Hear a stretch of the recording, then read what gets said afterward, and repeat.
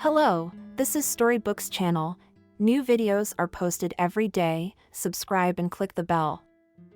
They say you can't drink water on your face, but for Christina Finch it was a weak consolation. The girl did not shine with beauty and hated mirrors with all her soul. Hair of some unintelligible mouse color was not distinguished by emptiness.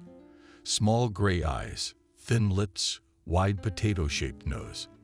The sight of it all from the branch made me want to cry. She would not Finch, and the potatoes would not laugh Betty. The first beauty of the class knows with a good potato. But the boys giggled nastily, and Christina almost cried. But was it her fault she wasn't born as pretty as Betty? On the eve of prom night, the girls were just discussing outfits for their first adult prom, and Christina sighed quietly on the sidelines. Who cares what I wear? Doomedly thought she still will not become more beautiful. Potatoes, she asked Betty snidely. And Christina sighed. But here we go again. What's she going to say this time? Did you remember to buy a mask for graduation? The education department's gonna be there.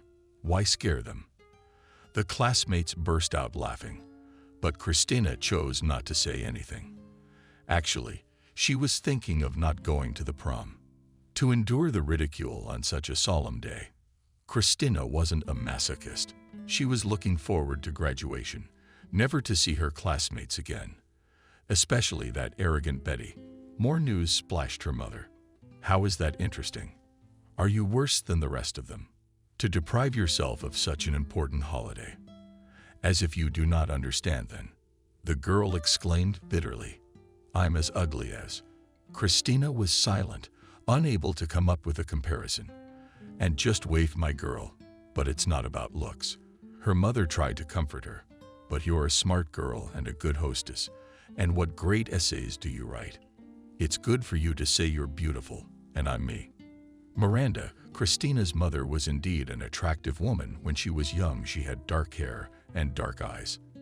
And a woman with a sweet figure broke more than one man's heart. But she chose Vovka Finch. He was not handsome, but reverently treated his then future wife, and knew how to make money. From him, Christina inherited such a prominent nose, and everything else except Christina and Finch. Theirs was the youngest son, David. Unlike his sister, the boy grew up real handsome like his mother. What a joke nature had made. What a joke, said the villagers. I wish Christina had taken after her mother. She's a girl, and it's enough for a boy to be prettier than a monkey. Christina, though she loved her little brother, sometimes she found herself envying him. What injustice indeed. After all, for a boy, beauty is really an attribute not necessary. The beautiful Miranda fell in love with him, not the handsome one, but kind and caring. But boys like Betty want a pretty girl. From time to time, Miranda urged her daughter to experiment with hairstyles and light makeup. Not for school, of course, but the girl only waved it off. But she didn't believe in a magical transformation, unless she got plastic surgery. It seems to be possible to do it from the age of 16, but with written parental consent. But where's the money coming from? Christina did go to the prom. Her parents bought her a dress from a soft pink background, and the graduation outfit sat on the slim girl's figure, as in a cast, and white shoes, and a miniature handbag in tone perfectly complemented the festive image. What's the use? Tragic voice, said the graduate. You can't hide your face anyway. Miranda nodded. You don't have to, but you can make it more beautiful. Christina sighed heavily. I don't believe it, she muttered. Wanna bet? Smiled Miranda. Christina's godmother, Aunt Wendy, who worked as a hairdresser, gave her a cascade haircut and put into a chic ceremonial hairstyle the girl's hair, decorated with small nooks, and somehow magically turned from machines into ashes and daffodils. Oblique asymmetrical. Slightly bunched teacher distracted attention from the large nose, and light youth makeup refreshed and softened the features of the face. It wasn't me, Christina exclaimed in surprise. The girl looked at herself in the mirror and couldn't believe it was her. No, goddaughter, it's you. Aunt Wendy smiled. It's just like in a Cinderella fairy tale. First ball, a beautiful dress and a fairy godmother. The only thing missing is the wicked stepmother carriage. Christina laughed merrily and said there's no need for a wicked stepmother. And there is no need for a carriage either. After a little thought, the girl with a sigh added, I'll turn into a pumpkin anyway. Christina, what a pessimism, fairy godmother shook her head. You are entering adulthood, which is exciting in itself, and such a decadent mood. Wendy, for the better. You'll go off to study in the city. You'll have new friends and a new life, and everything will be different. And the carriage won't turn into a pumpkin. Wendy knew that her godmother was being made fun of at school and was very worried about it. Therefore, she sincerely wanted Christina to rub the nose of all the offenders. While Wendy was transforming her favorite, Miranda went for a manicure. When she came back to see her daughter, she couldn't believe her eyes. And I always said you should experiment, Miranda said. At the prom, Christina made a splash. I've always known that any girl can be a beauty. Thank you. She smiled shyly, noticing Betty's disgruntled eyes. Of course she did. After all, she wasn't the center of attention. Christina had never liked school nights. All the girls would slow dance with the guys, and she would stand against the wall and pretend she didn't really want to. This night was different. Almost all the guys in the class invited Christina, except for the gym teacher and the computer teacher. Christina, you look beautiful tonight. The latter complimented her. Parents looked at their daughter with pride and smiled, and Christina was sure that only good things were ahead of her. Such a beginning of adult life, she liked it very much. Morning, the end of August, a marshraka and a heavy bag in her hands. So begins the school year of a student living in a dormitory. I guess you're going to study? Christina asked, a grandmother of a noble appearance, sitting next to her. Yes, nodded the girl. And what will you be? Philologist. She smiled. What kind of beast is that? Squinted his grandmother, but hesitated. How to explain more lucidly to the elderly passenger? Who is a philologist? It's a person who studies the history of languages. Well, after graduating from uni, I can teach Russian language and literature at school, and I can work in a publishing house. Respectfully stretched grandmother. Well then, study. Just look, no temptation to succumb to any temptations, because there are such sprouts who go to study. And the old woman looked meaningfully at Christina, and she almost giggled. In general, personal life is not an obstacle to study, if, of course, do not lose your head. But how can you explain it to the older generation? I'll tell you, so edifying. Said the old woman, a decent girl will not go by the hand and will definitely wait for her soulmate. Deal. With bitter irony, thought Christina, but I with my looks, it is definitely not threatened. In the words of grandmother, something else broadcasts something about the consequences of relationships with guys before marriage. But Christina listened with half an ear. In fact, in the last days before the departure, she thought not only about how she would study. The girl imagined how she would meet a guy and they would start dating. And one day the guy would say he loves her. Dream on and dream on. I injected myself with Christina. Have you seen yourself in the mirror lately? For a guy to want to meet you, you need to pay attention, and they only look at the beautiful ones. Actually, it wasn't that sad. The sensation she made at the prom greatly encouraged her, and Christina finally took charge of her appearance. The morning after the first adult prom, the girl unraveled her hair in front of the mirror and was amazed to realize the cascade. Her haircut, not thick hair, has gained volume. Their color became more interesting, but most importantly, the nose visually reduced. Wow, Christina shared this metamorphosis. Aunt Wendy is a miracle worker. And why didn't I listen to my mom? The dark blue jeans and beige coat were not new, but combined with the new hair and makeup in soft colors, they looked new. And yet Christina didn't feel confident in herself. Oh, and then there's that grandma. Stopping this thought, the girl wanted to say something nice to her, but the grandmother had to go out. But the old woman smiled patronizingly. Good luck with your studies. Girl. Thank you, smiled Christina. The next stop was the university. The entourage lifted the heavy bag, and it seemed to her that just a little more, and she would break under the weight of the bag. "Let me help you," offered a man sitting across the aisle. Together they pulled the sports bag out of the bus, and Christina, thanking her traveling companion, took a breath and moved on. But it was easy for the girl to say it seemed that the bag, which Miranda generously filled with potatoes, salty creations, and other snow, weighs twice, if not 3 times more than she herself. "Can I help you?" Christina heard a woman's voice, and a woman's voice. In front of her stood a tall, thin, smiling girl who looked remarkably like Julia Roberts. She was about the same age as Christina. The girl looked at the bulk, and her gaze expressed sympathy. "Well, I don't know," Christina said shyly.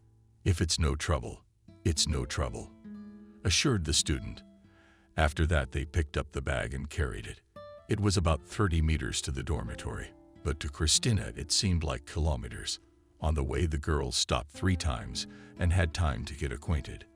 Unexpectedly, and the assistant's name was Kelly. And she, like Christina, entered the Faculty of Philology. "So maybe we'll be placed together," Kelly suggested excitedly. "Why, am I on my own?" Christina thought. "Oh my God, am I going to have a friend?" She didn't have any friends at school. Her classmates did nothing but bully Christina.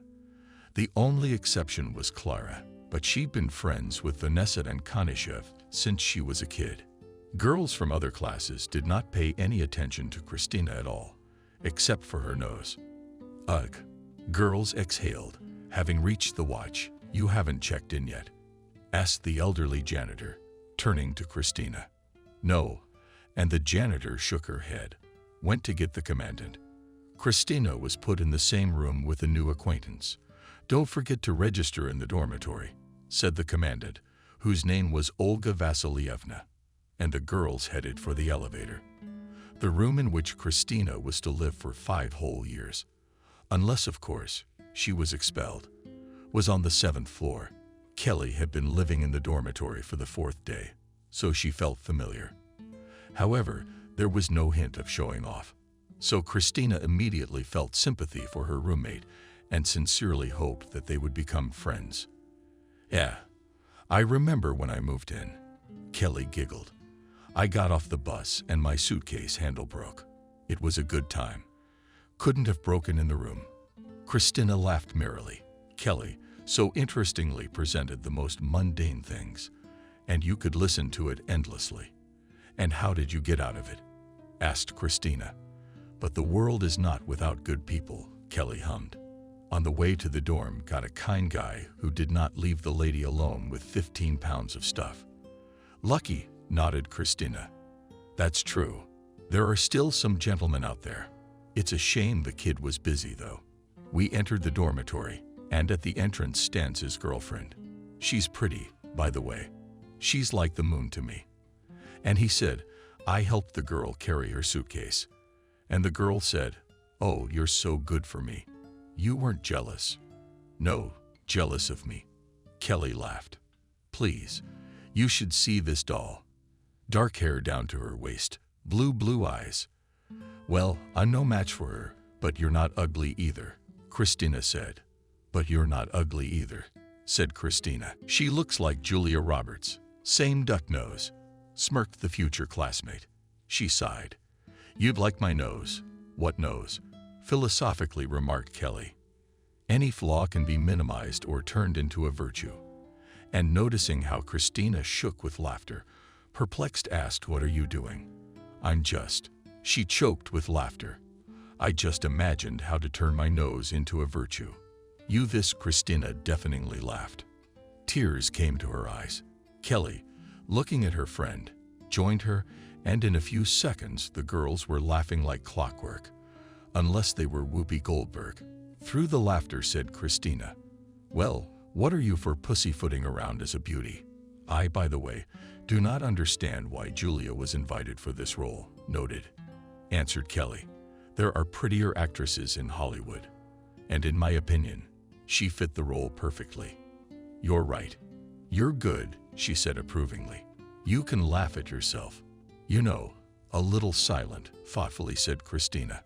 And I just now realized how important it is to be able to laugh at yourself. If I had been able to do that when I was in school, I wouldn't have been bullied. Kelly looked at her sympathetically. You were bullied, and it was because of your looks, Kathy. Well, you'll show them. He who laughs last laughs. Fuck it. Christina, I don't know about you. What are the 2 days left before the school year starts? I intend to have fun, Kelly announced. So today we're going out on the town. Maybe not today. Christina asked hesitantly. Why wait? As they say, why put off for tomorrow what you can do today? Well, I don't know. But I do know cheerfully, exclaimed Kelly. Today, and not a day later. Christina realized it was useless to argue with her new friend. And then she realized that she didn't really want to. But to change her life for the better even more so. So what was the point? Because, as you know, water doesn't flow under a lying stone. You should wear a little brighter lipstick, said Kelly, critically examining Christina's makeup. Kelly, take pity on me, she begged. You're not gonna believe this, but this is the first time I've ever worn lipstick to prom. Oh, come on. I never would have guessed. Is there such a thing? It does. Christina sighed. And I regret it very much. All the girls at the disco danced medals with boys, and I at best danced with some sister in misfortune. You're a great girl, Kelly said quietly, squeezing her hand. You're going to be fine. Thank you. Christina also quietly replied gratefully, looking at her friend. Hey, gorgeous. Do you need Richard Gere? The girls heard a cheerful male voice. Towards them walked 2 guys. One of them was a tall, handsome blonde. He was looking at Kelly with interest. The other was shorter, not as handsome, and frowning. He was looking around absent-mindedly and clearly not in the mood for introductions. And who do we have here? Richard Gere, Kelly said cheerfully. Of course, I answered the guy and smiled disarmingly. All I was missing was Julia Roberts, and I think I found her. Yeah, they don't seem to be married. The girl laughed out loud. She clearly liked the guy, and Kelly flirted as hard as she could. The girl was smiling, and there was a playful note in her voice. Christina suddenly felt like a complete fool. Richard Gere's friend showed no interest in her. In fact, he shouldn't have been. If his friend had his eye on Kelly, it did not mean that he himself must necessarily pay attention to Christina. Kelly's new admirer's name was Stephen, and his frowny friend's name was James. Guys, why don't we go to the cafe? Stephen suggested. But I'd love to, Kelly said firmly. Really, Christina? Well, I guess so, she mumbled hesitantly. James, are you okay? Stephen asked his friend. I don't mind, James replied with a shrug. And soon they were sitting at the table and chatting merrily, destroying mouth-reading cakes with hot flavored coffee. How about something stronger, girls? Stephen made a new suggestion. In tandem with James, he was clearly the dominant one. What's that? Kelly giggled. Well, like champagne. The idea was well received, and 10 minutes later the guys were back from serving, with 2 bottles of beer, a drink, and a large dish. Start. That's our way, Christina whispered to Kelly, and she nodded languidly. Hey, what are you doing out of sorts? It's okay. Kelly looked at her friend incredulously, but the guys were coming to the table, so she didn't say anything. And then Kelly remembered what Christina had said about being bullied at school, which meant she was unlikely to be invited to parties. Her friend was clearly feeling out of place, and it was no surprise. Kelly really liked Stephen. Yeah, but what about the secular and the bitter? Actually, it would have been great if they were a couple, but James showed no signs of paying attention to Christina, and she, in turn, just didn't know how to behave in company. We'll learn. Kelly smiled to herself and turned to her friend Christina. Will you keep me company in the ladies' room? Christina nodded, and the girlfriends retired to the common areas. Christina whispered excitedly, Kelly, come on. What are you doing? What are you talking about? What are you talking about? Oh, rounded on her eyes. Do you like this James guy even a little bit? I don't know, Christina shrugged. Guy's a guy, but he's crazy about you. What makes you say that? She was surprised. I could read it in his eyes. She lied with inspiration. Don't you realize James is just like you? He just needs a nudge. A nudge. What nudge? But you need to let James know you're interested in him. Frankly, Christina wasn't sure she was interested in James at all. But as her father used to say, I can't expect a prince on a white horse with my looks. She thought gloomily and wondered how to do it. Simple, exclaimed Kelly, educated by the fact that the ice has moved. Don't sit there like a mouthful of water. Participate in the conversation. Turn to James more often. Laugh and smile, and everything will be okay. It's just a matter of getting started. But come on, the guys are waiting. At first, Christina was not easy to keep the conversation, but then she was surprised to realize that it was not difficult at all. And 2 glasses of champagne did their job.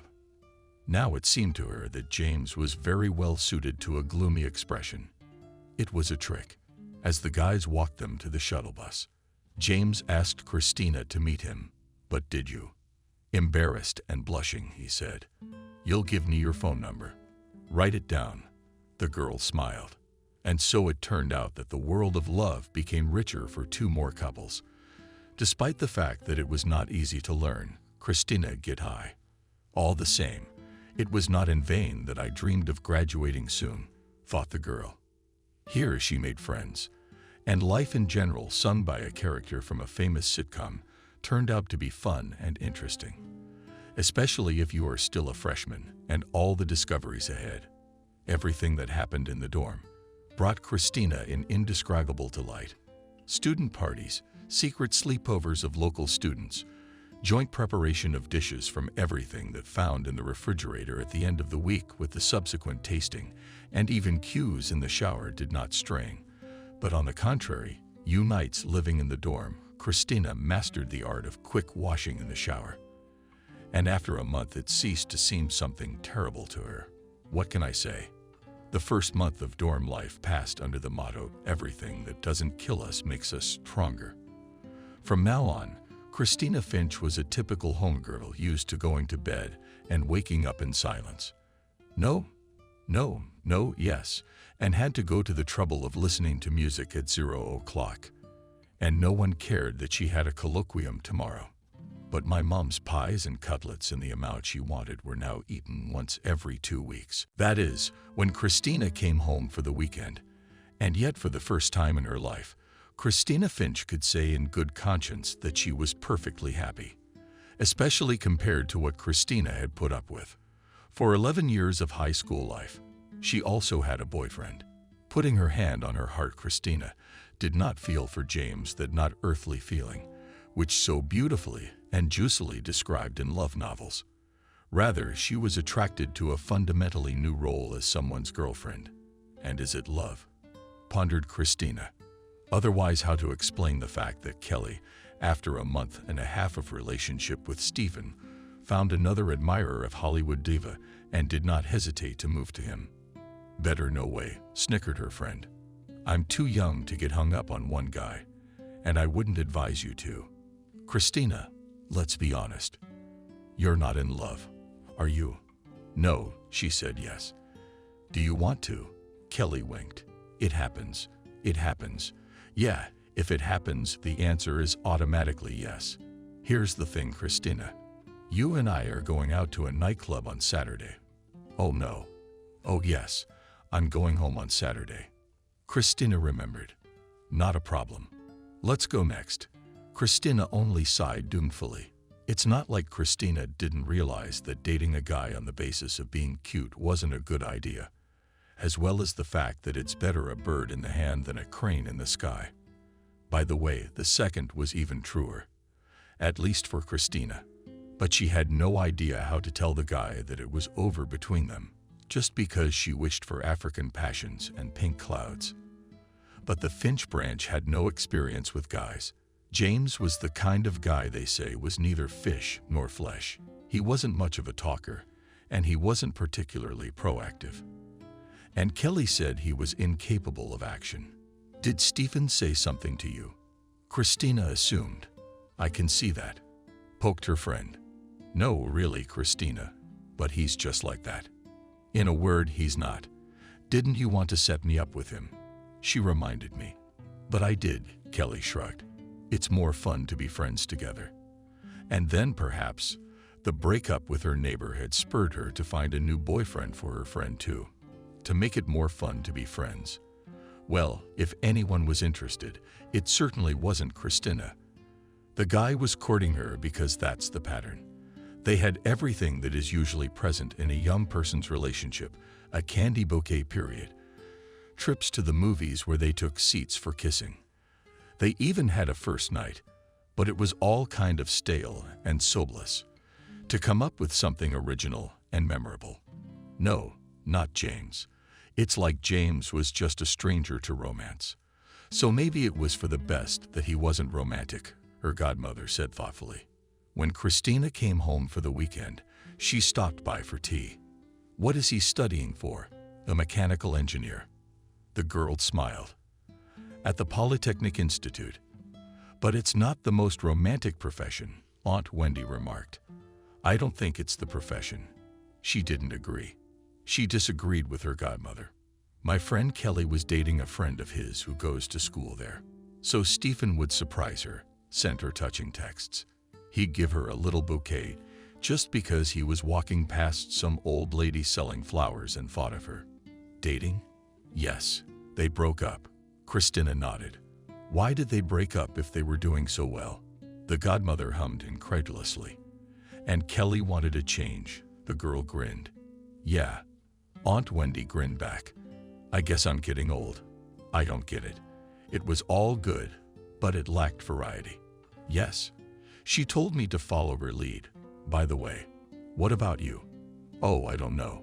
Christina answered with a sigh. Sometimes I think we're doing well. But it's boring without emotion. James and I have never had a fight. And the girls in the dorm say it's sometimes necessary to, like, shake things up. So maybe that's what it's all about. I don't know, Christina. I mean, you would know. But I think it's a lot simpler than that. You're just freaking out. By the way, how's he doing with his bad habits? Does not smoke with a touch of pride, answered the goddaughter. Drinks a little. And then only on special occasions. I beg you, exclaimed Aunt Wendy. A calm, non-drinking, non-smoking guy from the city is getting a higher education. And you intend to look for a good thing out of a good thing. I don't know. Maybe it's just a generational misunderstanding. But I'd advise you to stick with your James. Do you think, Christina, I wouldn't advise badly? My godmother said. I'm not. Besides, I have some experience in life. But what can a friend who hasn't even seen life yet advise? Yes, I guess you're right. Talking to Kathy put things into perspective. Thoughts of finding a replacement for James flickered and flickered in my head. And then they were safely put to rest. And no matter how much Kelly urged her to go to a club and meet an interesting guy, Christina was adamant. All 5 years of college life, Kelly and the rest of the girls in the dorm were having affairs. Christina was the only one still dating James. Almost everyone said that Christina Finch was wasting her time on relationships that wouldn't make her happy. But she didn't care. Christina didn't remember having a line of guys lining up behind her. So we'll make do with what we've got. Christina introduced James to her parents sophomore year. But what do you think of him? Heartbroken. She asked her mother. It's your boyfriend and your life, Miranda replied evasively. But we'll see. Maybe the mother, like the girls in the dormitory, had already had a premonition. By the way, James introduced Christina to his parents on the eve of the wedding, which did take place. Christina was finishing university and was preparing for defense, and the new groom worked at the factory, having received a diploma 2 years earlier than Christina. He changed 3 jobs. Not a beauty, Vanessa shook her head. The mother of James, it was about the future daughter-in-law from whom she was not delighted. The meeting with the groom's parents had finally taken place, and it was not a pleasant one.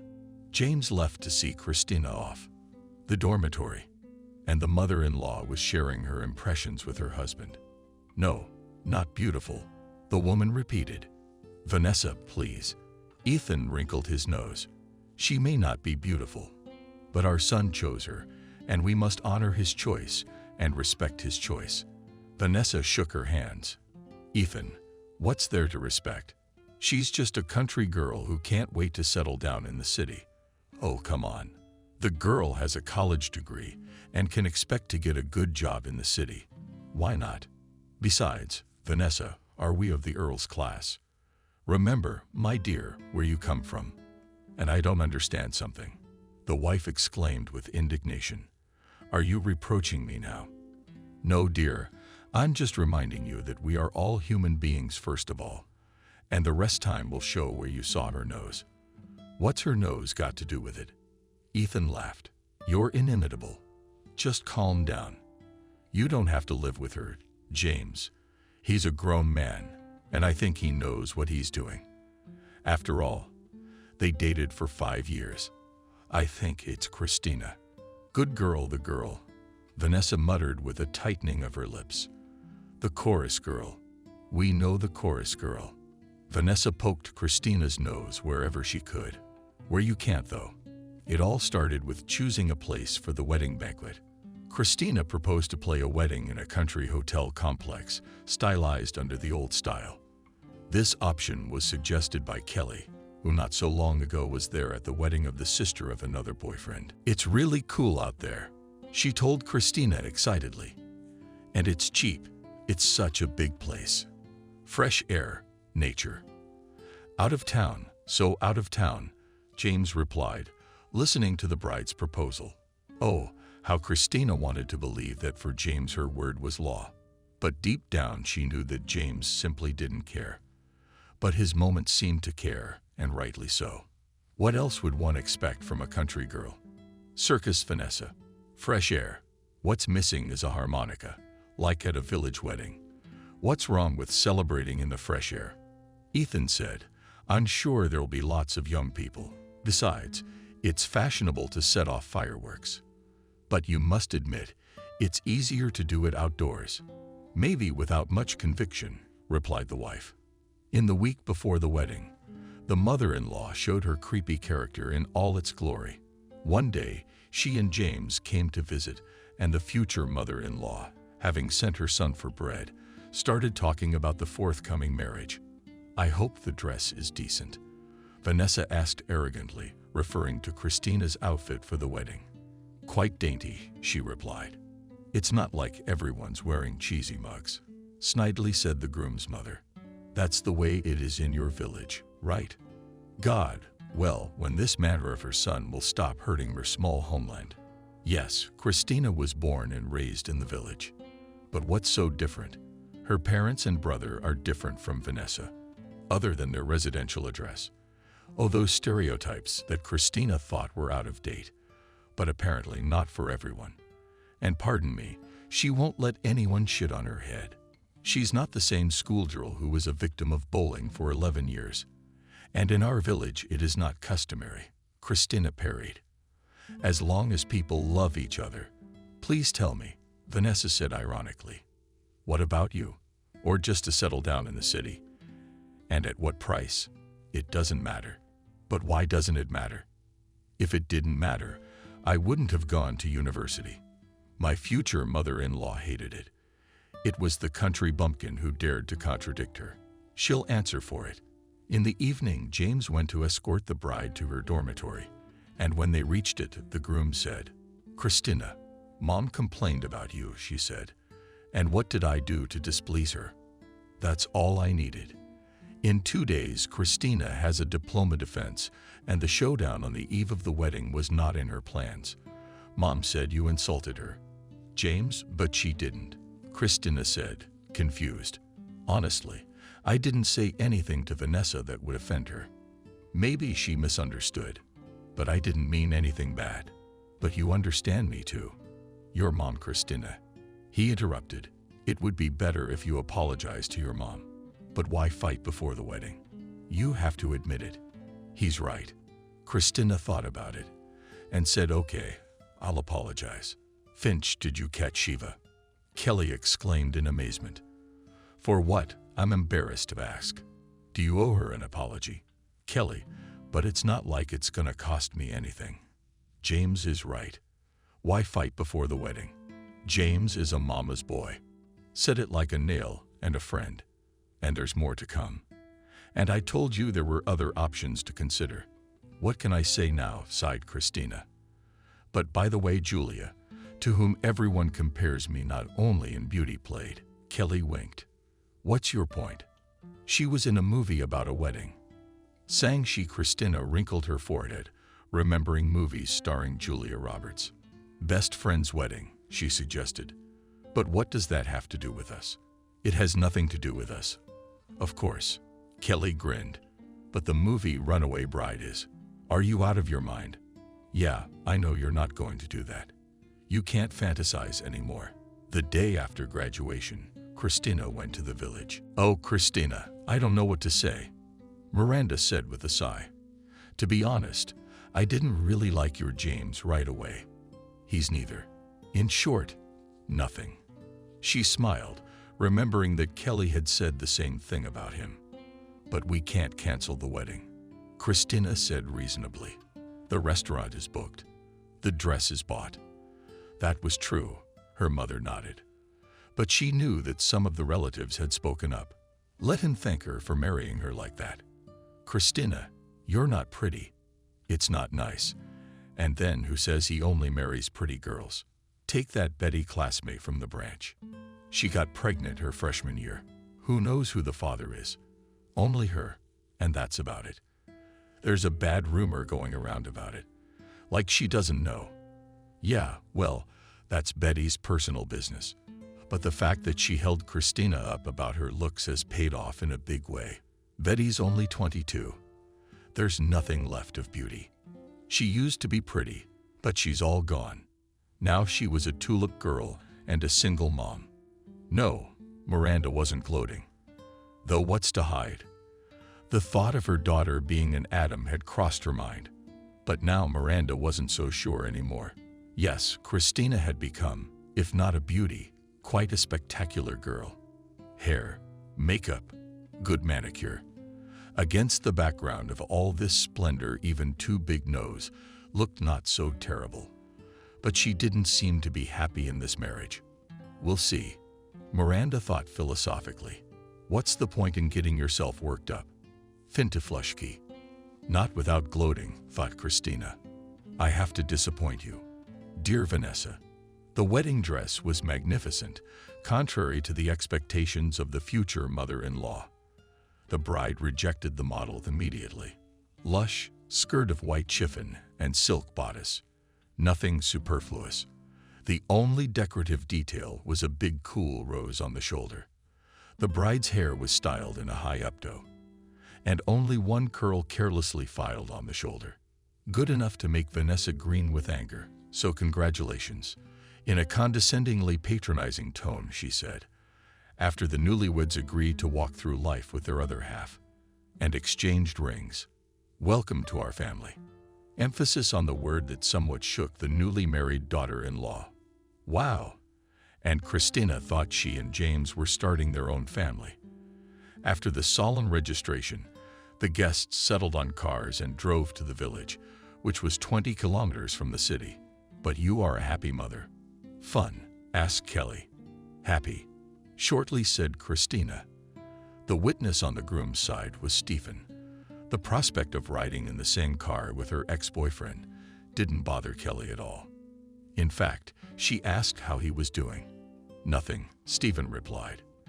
There were a couple of kilometers to the village when suddenly they saw a woman in a bright outfit, which on closer examination turned out to be a gypsy. What do you want to live? I'm fed up with the fool, shouted the driver of the car in which the married couple and witnesses were traveling, and sending a pen nonchalantly said the gypsy woman. I'll tell you what the young couple's family life will be like. I will tell you everything. Will you live in wealth or in poverty? I'll tell you about the children. Yes, fuck you. With annoyance interrupted her driver and was about to move off. But Christina suddenly said, and I'm very interested in how much your fortune-telling costs, and how much is not a pity. The fortune-teller cheered up. Christina went to the car, and taking out a smart miniature purse, took out of it a bill of $5. Will that be enough? She asked. To the gypsy. The gypsy hid the money and told the bride to give her her hand. Oh, said the gypsy, I see the success of the money. A house full of money. Christina's mood rose to its highest pitch. Of course, it was only a fortune-telling. But on such a day, she wanted to believe only in good things. The groom got out of the car and asked the gypsy, Can you guess something for me too? Why don't you guess, handsome?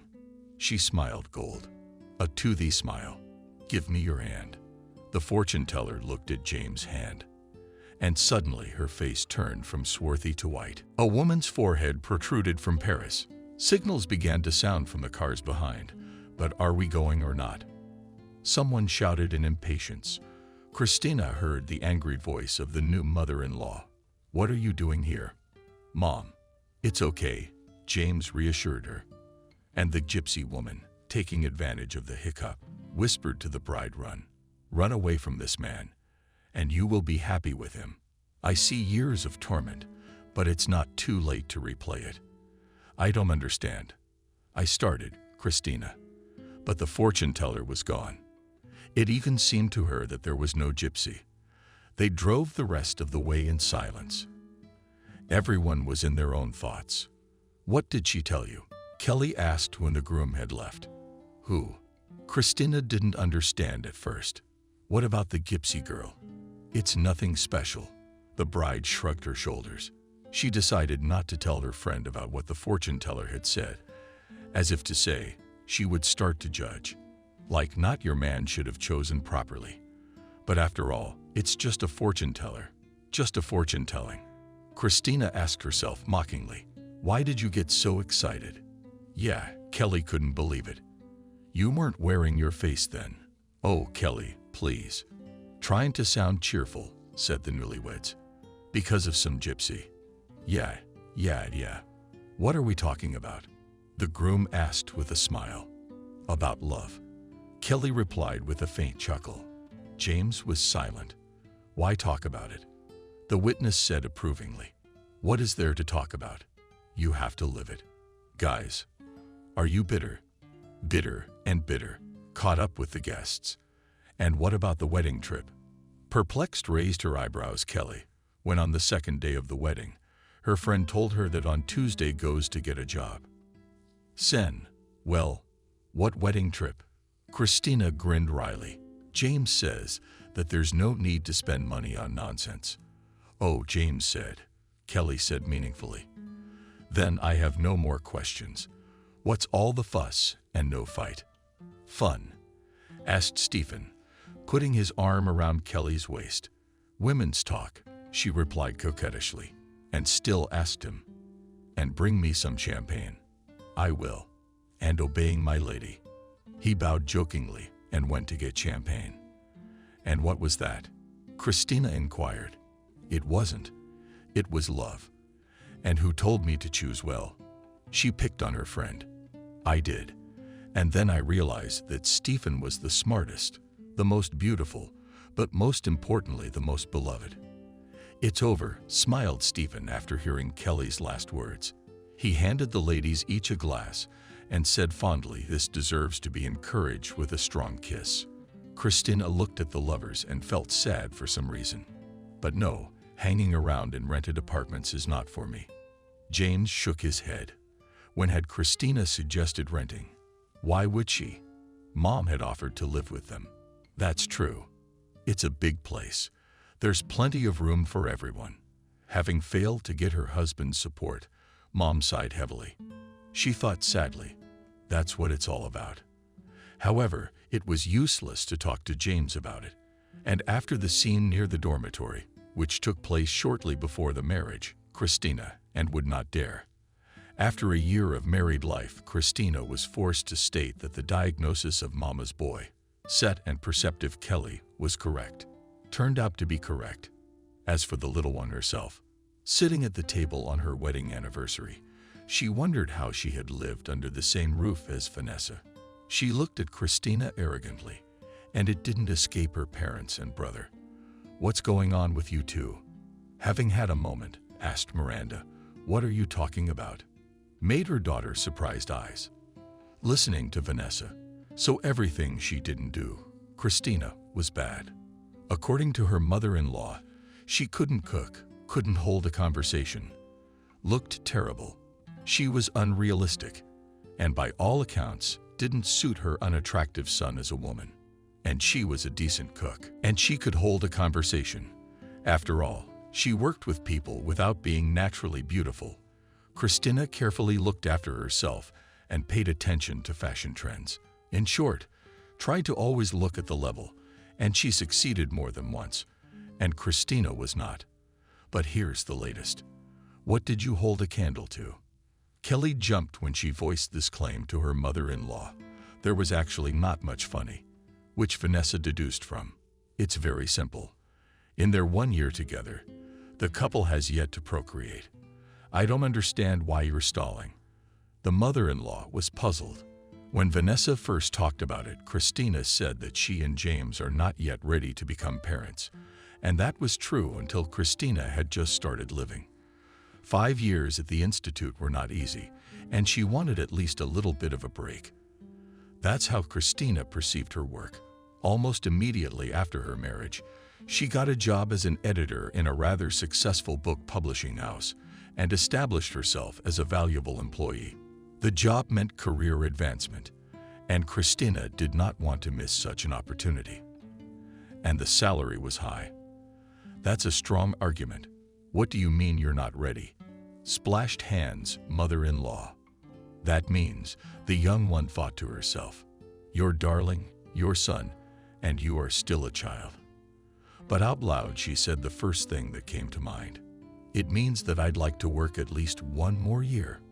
Well, I'll go on maternity leave. 6 months later at the publishing house. No one will even remember me. It is not a fact that after maternity leave I will return to my old place of work. However, mother-in-law did not care about her daughter-in-law's career. Vanessa did not consider her position serious.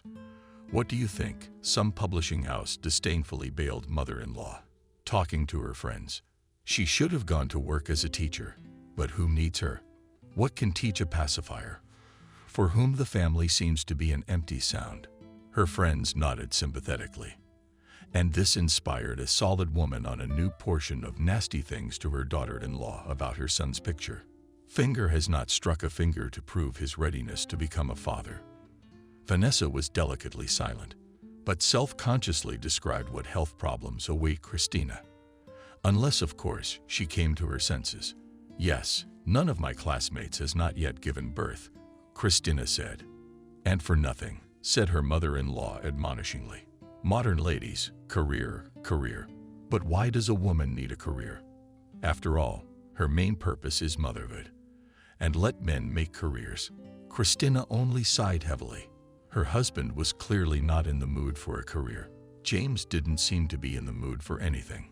Otherwise, how to explain his manic passion to change jobs? James never stayed in one place for more than a month. And when asked by his wife, "What's wrong this time?" he just dismissed it as not what I need. And when Christina tried to find out what he needed, he just shrugged. And she had a sneaking suspicion that James was an ordinary bum. Vanessa said the boy was just looking for himself. Christina repeatedly recalled the gypsy woman who had blocked the path of the wedding cortege. When she told Kelly what the fortune teller had whispered to her, she shook her head. You didn't tell me about it then. What would it have been?" Christina grinned. "I wouldn't have had the guts to run away. What would I do? If you needed me, I would have dragged you out of there. What's to say now?" She sighed doomedly. "You don't have to say anything.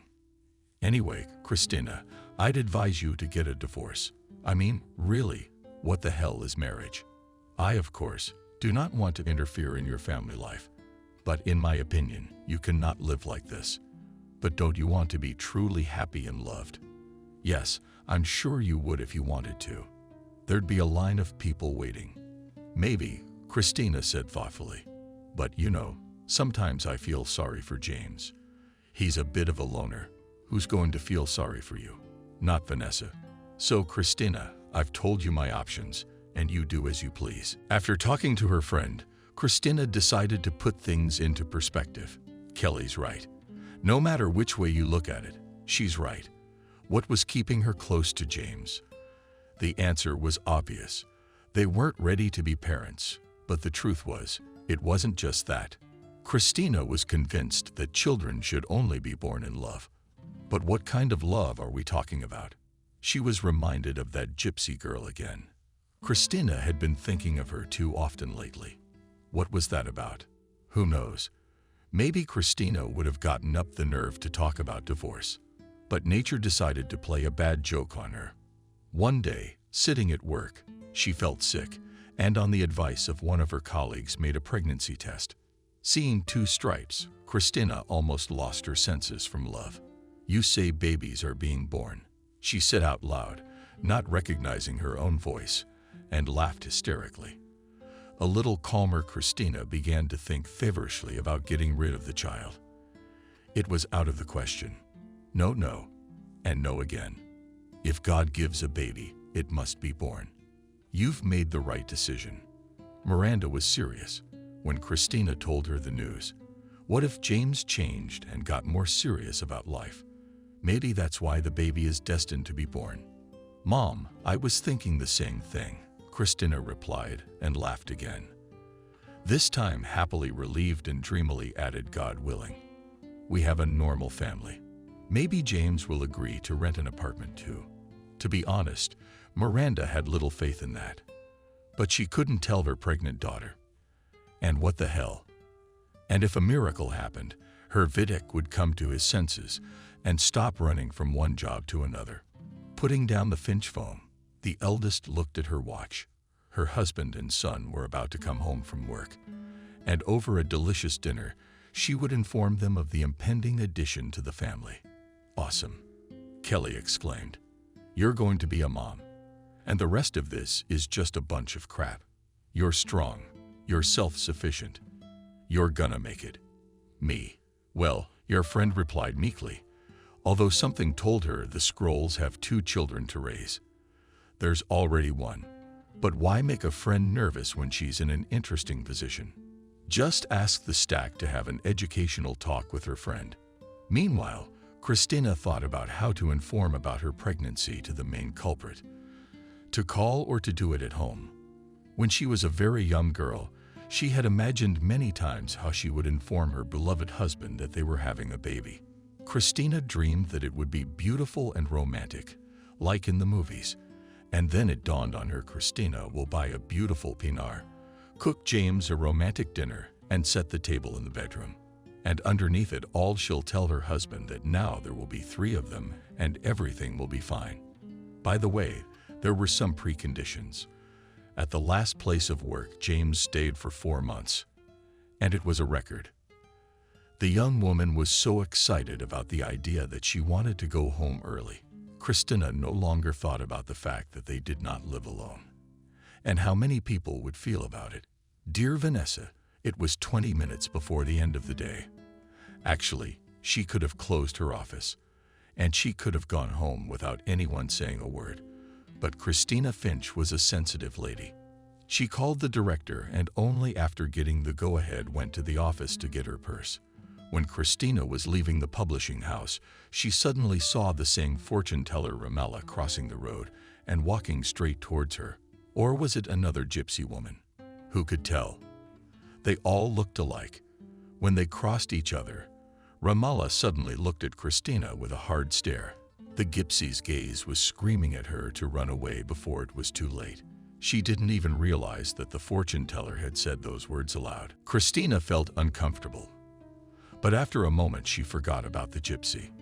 There were more important things in her life now. Christina plowed into the apartment, and with a smile, looking at herself in the mirror hanging in the hallway with pleasure, noted that the pregnancy has not yet affected her appearance. The girls at work were frightened by drugstore and pigment stains, but nothing like that. Christina has not matured. Quite the opposite. She had never liked herself so much. A blush played on her cheeks. Her eyes sparkled. "Why are you so cheerful?" muttered the father-in-law with suspicion, looking at his daughter-in-law. So evasively answered Christina and smiled enigmatically. All more she will not give in to any provocation. Now she had to take care of herself for the sake of the baby. Meanwhile, Vanessa was watching TV and thought she had a lover. "There you go." Christina washed her hands and went to her and James' bedroom. "What time will you be there?" Playfully, she asked her husband. "I'm all," James answered, and I could hear the surprise in his voice. There was no such thing as play and flirting in their relationship, but maybe we should try to make it happen. And it was up to Christina, by the way. She is a woman after all. And what were those thoughts in her head? Ironic, thought the mother-to-be. No other way than pregnancy has affected me. Hormones in the head hit everyone. Questioned Christina. That's good. That's good. James was clearly puzzled, and it made her laugh. Christina, what's wrong? Indecisive? Asked the husband. But in general, yes, she replied with a smile. And what is it? Let's not talk on the phone. All right. What was that? James thought, disconnecting some strange voice here, asking what time I'll be there. And that was really something new. Had Christina found out? Frightened, he thought, well, maybe it's for the best. Especially in my situation. When James first saw Christina, she seemed so defenseless to him. Did James like her? More like no than yes. The girl was hardly beautiful, and she was silent all the time. How do you know what she was like? Maybe she's mute. But here Christina, with a friend strikingly similar to Julia Roberts, came out of the ladies' room, as they like to call the most common toilet. It was like the girl had been replaced. Kelly must have indoctrinated the girlfriend. But he, James, decided to take a closer look at her, and he did. No, she wasn't beautiful, but she had a nice figure. And by the way, she's got taste. About such usually say interesting, spectacular with a twist. But of course, Krupnova is not the right word, but well-matched hairstyle and neat makeup negated this flaw. You can say that the nose was the very highlight. What is enough to remember Barbra Streisand or Kathy? Christina, a girl economic, in addition, serious, without wind in her head. So he should marry her. But his mom is a push-button, and she didn't like her future daughter-in-law right away. It's like I'm caught between two fires. He complained to his friend Stephen. I don't understand what's wrong. Surprised, asked the latter. Go away from your ancestors, and you will be happy. Christina said the same thing, sighed James. So what's the problem? Well, how can I put it? He hesitated. I just think it might offend Mom. Well, gosh darn it. Stephen laughed. You're inimitable. Unmarried people don't get married and want to move out of their parents' house. And this two-legged man is afraid to offend Mom. Igor, no offense. I respect Vanessa, but I get the feeling she's manipulating you. She doesn't like Christina, James said with a sigh. But it's more like she's jealous. You're her only son, and here's Christina. Yeah, not fun, he chuckled. Hillbilly chick hooks up with a city boy to settle down in the city. That's what your mom says. Stephen guessed it. Who else would it be? But you know, grinned the friend. Even if Christina was a native of the city from a family of academics or businessmen, it would hardly change anything. Aunt Vanessa would find other arguments against your wife nice, and she doesn't mean that about Christina. She's a self-sufficient girl, so go with the one without a choice. That's easy for James to say. He wasn't used to crossing his mother. Even when Vanessa hurt Christina, he couldn't say anything to her. James berated and shamed himself for it, but he couldn't help it. But he wasn't known for his determination, especially when it came to his mother. And shortly before their wedding anniversary, James met Adriana. This gorgeous, bright, and extraordinary girl turned his life upside down. Adriana was a manager at a private car service center where James had once again taken a job. And it seemed to be love at first sight. That's why he'd been here for 4 months and would probably leave in one single case if the car repair shop went under.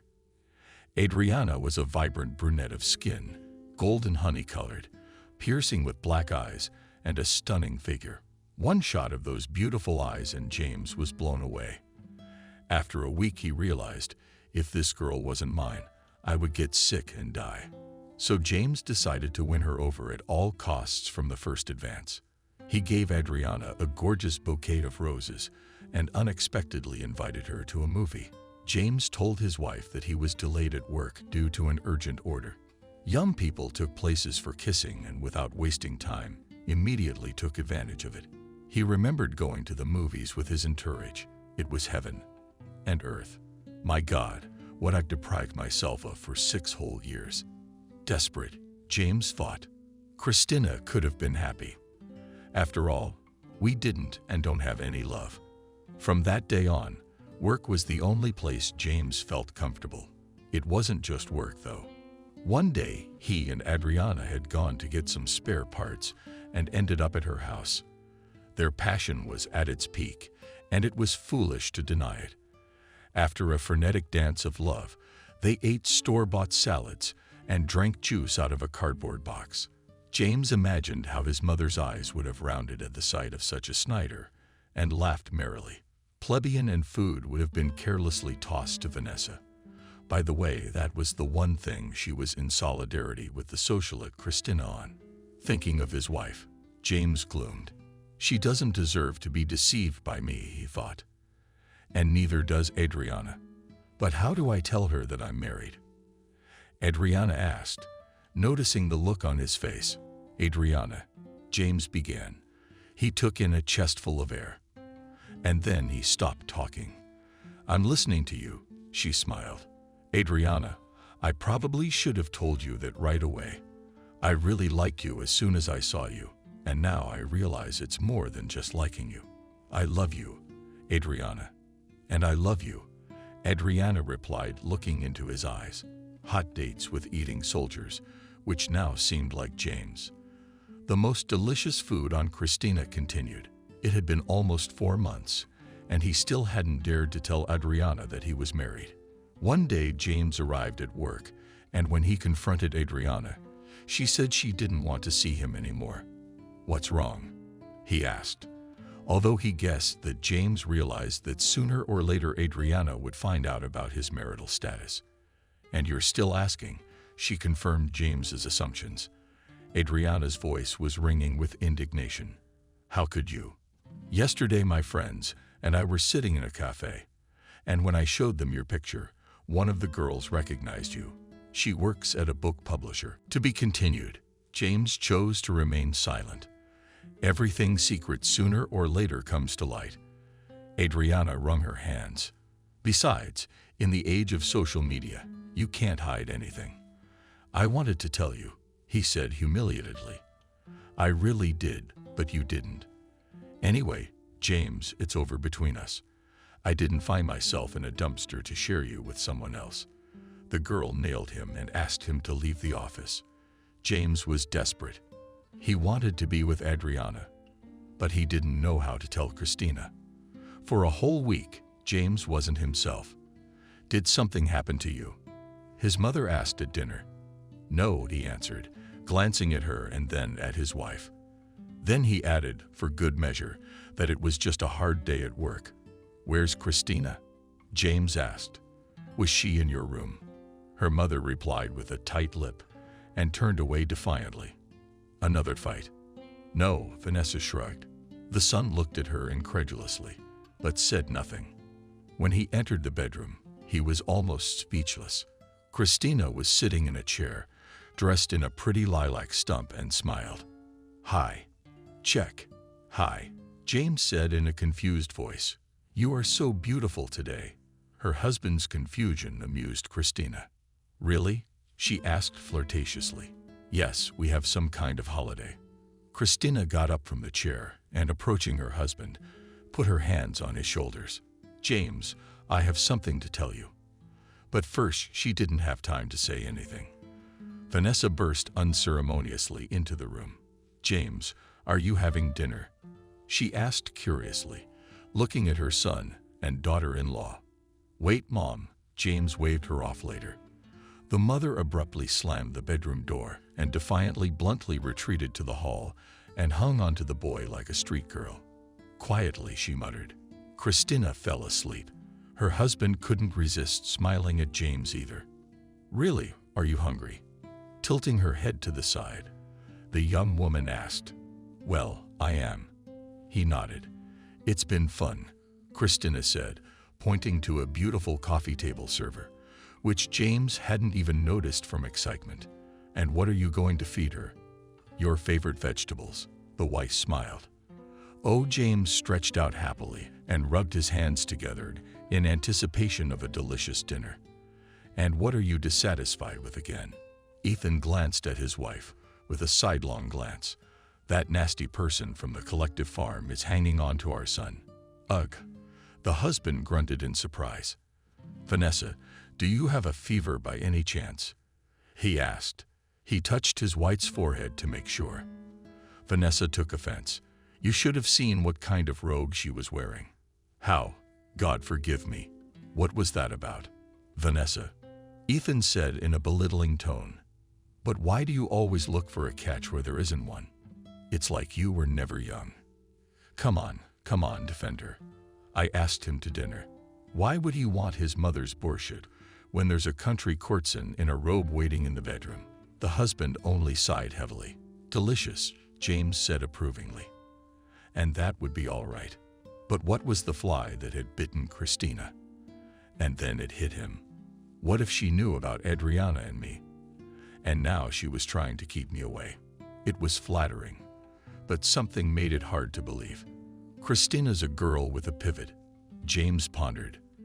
And if she really knew something, she wouldn't have held the city back. But then what's the point? "What's the point, though?" "You kind of wanted to say something," he reminded her. "I wanted to say something cryptic," Christina smiled. "Anyway, James, I'm not going around." "Yeah, about me being pregnant." "What?" Her husband interjected and coughed, almost giving chunks from the beer. James couldn't help but realize that theoretically it wasn't that unrealistic. Even when his and Adriana's affair was in full swing, he had faithfully fulfilled his marital duty. And tender loves and burning passions. Of course, it was out of the question. But there was guilt, and notoriously so, because that's the way it's supposed to be. "So that's what it's supposed to be." James' reaction puzzled Christina. He was clearly shocked. Only Christina didn't understand whether her husband was happy or not. She patted James on the back and handed him a glass of mineral water. "Thank you," gratefully said the husband, and added, "So I'm going to be a father." "Yes," Christina confirmed with a smile. The news of the impending addition to the family didn't seem to upset James, who was thinking, well, that's it. Adriana still doesn't want to see me, and I'm a married man who's going to be a father soon. Christina, well, that's great. He was doing his best to act excited, but Christina couldn't believe it. "James, I'm glad. God, would they finally be like other loving couples?" Christina remembered today's encounter with the gypsy, and immediately pushed that memory away with annoyance. To hell with it. Euphoric, she thought. James, glad. And the rest is just nonsense. Adriana stared blankly at the 2 red stripes and berated herself. But how could I have been so frivolous? And all the crazy passion that had caught up with her for the first time in 2 years. That was exactly how long it had been since she had broken up with Sasha. Before meeting James, Adriana hadn't graced any guy with her favor. For one thing, she wanted to take a break. And secondly, Adriana wasn't interested in anyone. James reminded her of a defenseless child. It was only later that Adriana realized that was what attracted her to him. And when Adriana found out that her feelings were mutual, she decided James was the man with whom I could be happy and to whom I was ready to give a lot of happiness. The affair was dizzying. Adriana felt like she and James were in the clouds. But how painful was it to fall? What to do you think? Jean asked. The same friend who worked at the same publishing house as Christina. Give birth. What else? Adriana had terminated her pregnancy a few years ago when she was a student, a sophomore at Nice. She was sure she would never become a mother again and berated herself for being a coward. This time, Adriana decided not to tempt fate. She will give birth to this child and let James live as he knows how. Adriana will not break up the family, much less humiliate herself. I don't want anything from him. You can count on me, Jean said, taking Adriana's hand in hers. I know, she smiled. And thank you very much. You're welcome. When Christina and James informed his parents that they were going to be grandparents, Ethan rejoiced. Well done, he nodded with a smile. God willing, it won't be the last. And Vanessa shook her lips in displeasure and said, Has Her Majesty really done it? What about his career? The career can wait, Christina said nonchalantly. She did not expect any other reaction from her mother-in-law, so she was not offended at all. Come on, you cut the argument short. James and all three of them looked at him in amazement. James decided to show some character. Future fatherhood was clearly good for him. Family life went on as usual. They lived in expectation of an heir, and Christina never ceased to be amazed at the changes in James's behavior. He became more attentive, and it seemed incredibly touching. Ethan, who had behaved quite good-naturedly before. After learning about the pregnancy, his sisters-in-law went to the supermarket and seemed to buy up all the fruit. Vanessa stopped nagging about nothing. Well, thank goodness for that. One evening, Christina got a call from her mother. Christina, would you like to live in the country for a while? Miranda suggested it. Mom's on maternity leave anyway. Yes, I would love to, exclaimed the young woman.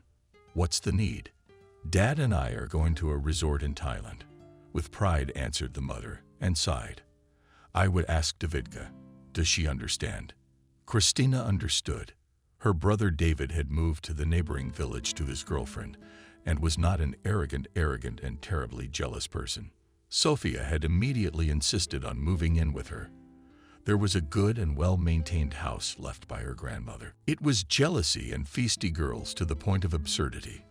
Once, when their married life with David was just beginning, and I thought that a young salesgirl was making eyes at him. She's probably not the only one, Sophia said. As the young men left the store, here's the thing, my dear. You will only come here with me. If for some reason I can't make it, you won't go anywhere either. David worked at a service station 24/7, and there was really nothing stopping him from staying with his parents, except for the jealous girlfriend. Since Sophia worked at the local school, she couldn't keep her roommate company. As it happened, her parents had to ask Christina about it. But go, James said after a little thought. I can't work. Yes, I understand, nodded Christina. To tell the truth, the young woman was a little disappointed. She had thought James would say how much he would miss her. Apparently, he just hadn't realized it. Christina reassured herself. James just needed time. Well, why don't you go? He smiled. It's nice in the countryside in winter. The air is so fresh. Will it do you and the baby good? Yes, she smiled back. James, is something wrong? His father asked, looking at him intently. The son, hiding his eyes, sighed heavily. Today he had learned that Adriana was expecting a baby. At first, James thought that the girl he had never forgotten was just getting better. But when rumors spread around the car service that Adriana was going on maternity leave, James physically felt an electric shock run through him. It's his baby. Son, don't be silent, Ethan said. Nothing's wrong. James mumbled uncertainly. I've known you for 28 years, and I can sense the slightest change in your mood. So spit it out, James. And to make it easier for you, let's have a little one. Come on. The son waved his hand. Suddenly, he wanted not just a little drop, but to get drunk. Of course, he realized that the problem wasn't going anywhere, but temporary relief was a good thing. Sometimes, Ethan brought a bottle of his own currants and tincture from the bar. He sliced cheese, ham, and tomatoes and said to himself and his son in a sedate manner. But it felt good and warm all over his body, and James felt a little better. But said the father, "Tell me what happened." "I don't know where to start, but start somewhere," Ethan grinned. "I fell in love with someone else." "You did?" he exclaimed in amazement. "A long time ago, about 6 months ago. True, we broke up. But if you broke up, what are you talking about?" Father didn't understand. "Then maybe it's not love at all. It can happen. You're an adult. So I'll tell you man to man, I'm not a saint either." "Love," James sighed, ignoring the racy innuendo. "You broke up over what?" "Adriana found out I was married. And recently I found out she was pregnant." "Yeah," the man said thoughtfully. After a moment's silence, he asked, "Are you sure it's yours?" "I'm sure," nodded the son. "Adriana is going on maternity leave, so the timing fits." Yes, the situation stretched Ethan. For the first time in a while, Vanessa was happy to be home. On a gossipy, soul-searching trip with an old pal, she rode the shuttle bus and anticipated. And here was the third night without Christina. Sure, the hated daughter-in-law had only been away in her village for a couple of weeks, but at least she wouldn't have to see that face for a while. James, and where did he find her? Once again, Vanessa thought. She went up to the apartment when she heard the excited voices of her husband and son from the kitchen. Vanessa realized that they were discussing some hot topic over a hot drink. The woman wanted to enter the kitchen and let her know she was coming. But when she heard her daughter-in-law's name, she decided to refrain for the time being. And it seems, for good reason. "What can I advise you?" Vanessa heard her husband's thoughtful voice. "Only to help the child financially, or Adriana doesn't want to see you. While with Christina you are doing well." "Adriana," she marveled. "James has another woman." "Well, that's great. It's a great excuse to kick that redneck out of here. Pregnant. That's a big deal. Alimony's still on the books. Let her go back to her collective farm." It didn't even occur to Vanessa that she might not like her supposed new daughter-in-law either. Her dislike for Christina was truly boundless. "Right, Ethan," said James, "can help the child financially." Vanessa thought approvingly, not even realizing that she was to become a grandmother of 2 grandchildren. "Hello, Eagles," she said cheerfully, swinging open the kitchen door. "And here is our mother," smiled for Camilla Ethan, and nodding at half a bottle, offered his wife to take from Moro's. "Well, if only from Moro's. What's the occasion of the banquet?" "It's not a banquet." Edifyingly, said the husband, raising up his index finger. "It's a man-to-man talk." "Well, if you're having a man's talk, I won't interrupt you." "Vanessa, come on. I was just kidding." "It's okay." She smiled. Vanessa wanted to dance. To think that her son had finally had an epiphany. She walked out of the kitchen, pulled her cell phone out of her bag, and quickly dialed Anna's number, the same friend she'd just gotten back from. Vanessa was terribly curious about who Adriana was, but she didn't ask her son. Not James, not Ethan. Didn't even realize she'd heard their conversation. Christina was 2 days away from arriving. I wish she hadn't come at all, especially since, as it turned out, Christina had nothing to do here. Well, that could easily be arranged, Vanessa realized. Just pick the right moment and get her out of here. No problem. She heard her son's voice as she passed his bedroom. "I'll meet you there. Just call me when you get into town. I guess James is talking to his wife." Vanessa smiled slyly. Her plan was as simple as genius. It wasn't really a plan, just a little diversion for the good of the family. "Have you talked to Christina?" Vanessa asked her son when he came out of the bedroom, dressed in a bathrobe. "Aha. And when is she coming?" innocently inquired the mother. "She'll be in town tomorrow at 4, but you're at work at that time. So, Christina will call me and I'll meet her." "Mom, I'm going to the bathroom." "If anyone calls, you answer it. Tell them I'll call them back later." Got it, she nodded. And after waiting until James, from the sound of it, had dipped into the bathroom, she went into their bedroom. Vanessa, furtively, looked around and finally found what she was looking for, a cell phone. Her son had found Christina's number, and she quickly blocked it. Now let her call as much as she likes, thought the treacherous mother-in-law with gloating satisfaction. Not understanding anything perplexed Christina. We had agreed. She had already dialed her husband's phone number 15 times. But James didn't answer. Even if he was very busy at work, he could have texted. Christina pondered. The clock was already showing 4:40. Still no response from James. She bent under the weight of 2 bags with lines, jam and gifts from Thailand, showing cab stands. Girl, why are you pushing such heavy things? I heard a nice male voice in your position. Where does your husband look? Or is there no husband? She wanted to say it's none of his business. A handsome guy, about 27 years old, picked up the bags and asked you to the bus stop. I'd like a cab, answered Christina with a nod, pointing to the parking lot, where a cavalcade of cars with checkers lined up. Reasonably agreed the unexpected assistant. And you know, God himself sent me to you. That's true, laughed Christina, although she was not amused at all. What's the matter? Why isn't James answering? Maybe something's wrong. You don't get it, do you? The guy grinned. I'm just a cab driver. Then God really did send you to me, she agreed. The cab driver asked from the dacha, deftly dumping the bags into the trunk. Why did you think so? Christina asked in surprise. What's so strange about it? She came with groceries, among which you can guess jars of pickles and tomatoes. Usually with all these things come from the village. Christina doesn't look like a student with her almost 8-month belly.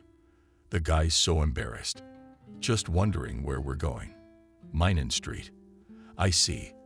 The cab driver answered in a cheerful voice and started the engine. On the way they got to talking. The guy's name was Mason. And what's your name? Beauty? He asked with a smile. Christina shyly, she answered. Talking to a strange man made her a little embarrassed. Nice to meet you, Christina. I hope they will meet you at the entrance. I don't know, sighed the young woman. Her husband promised to come and didn't. Mason guessed. No, he called and didn't answer. I'm afraid something might happen. But let's hope for the best. I wish, sighed Christina. When they pulled up, the young woman dialed James' number again. There was no answer. The cab driver asked sympathetically. She shook her head. Let me help you carry the bags. The services of a rapist are free of charge. Mason couldn't help but smile. But Christina, let's say goodbye, said Mason at the door. The guy's voice sounded sad. It made her feel uncomfortable. Christina started to open the door, but it suddenly swung open. Surprised, Vanessa said angrily, actually, the mother-in-law should be at work. Christina suddenly had a bad feeling. Did something really happen? Vanessa, honey, is something wrong? She exclaimed. How cute I am, she hissed. But you got that right, something's wrong. Something's wrong with James, Christina asked fearfully, deciding to ignore the tone. Vanessa, it wouldn't hurt to find out what happened first. It's just that I called him many times, and he doesn't answer. Her mother-in-law interrupted her impolitely and laughed deafeningly. Don't wait up. What's the matter?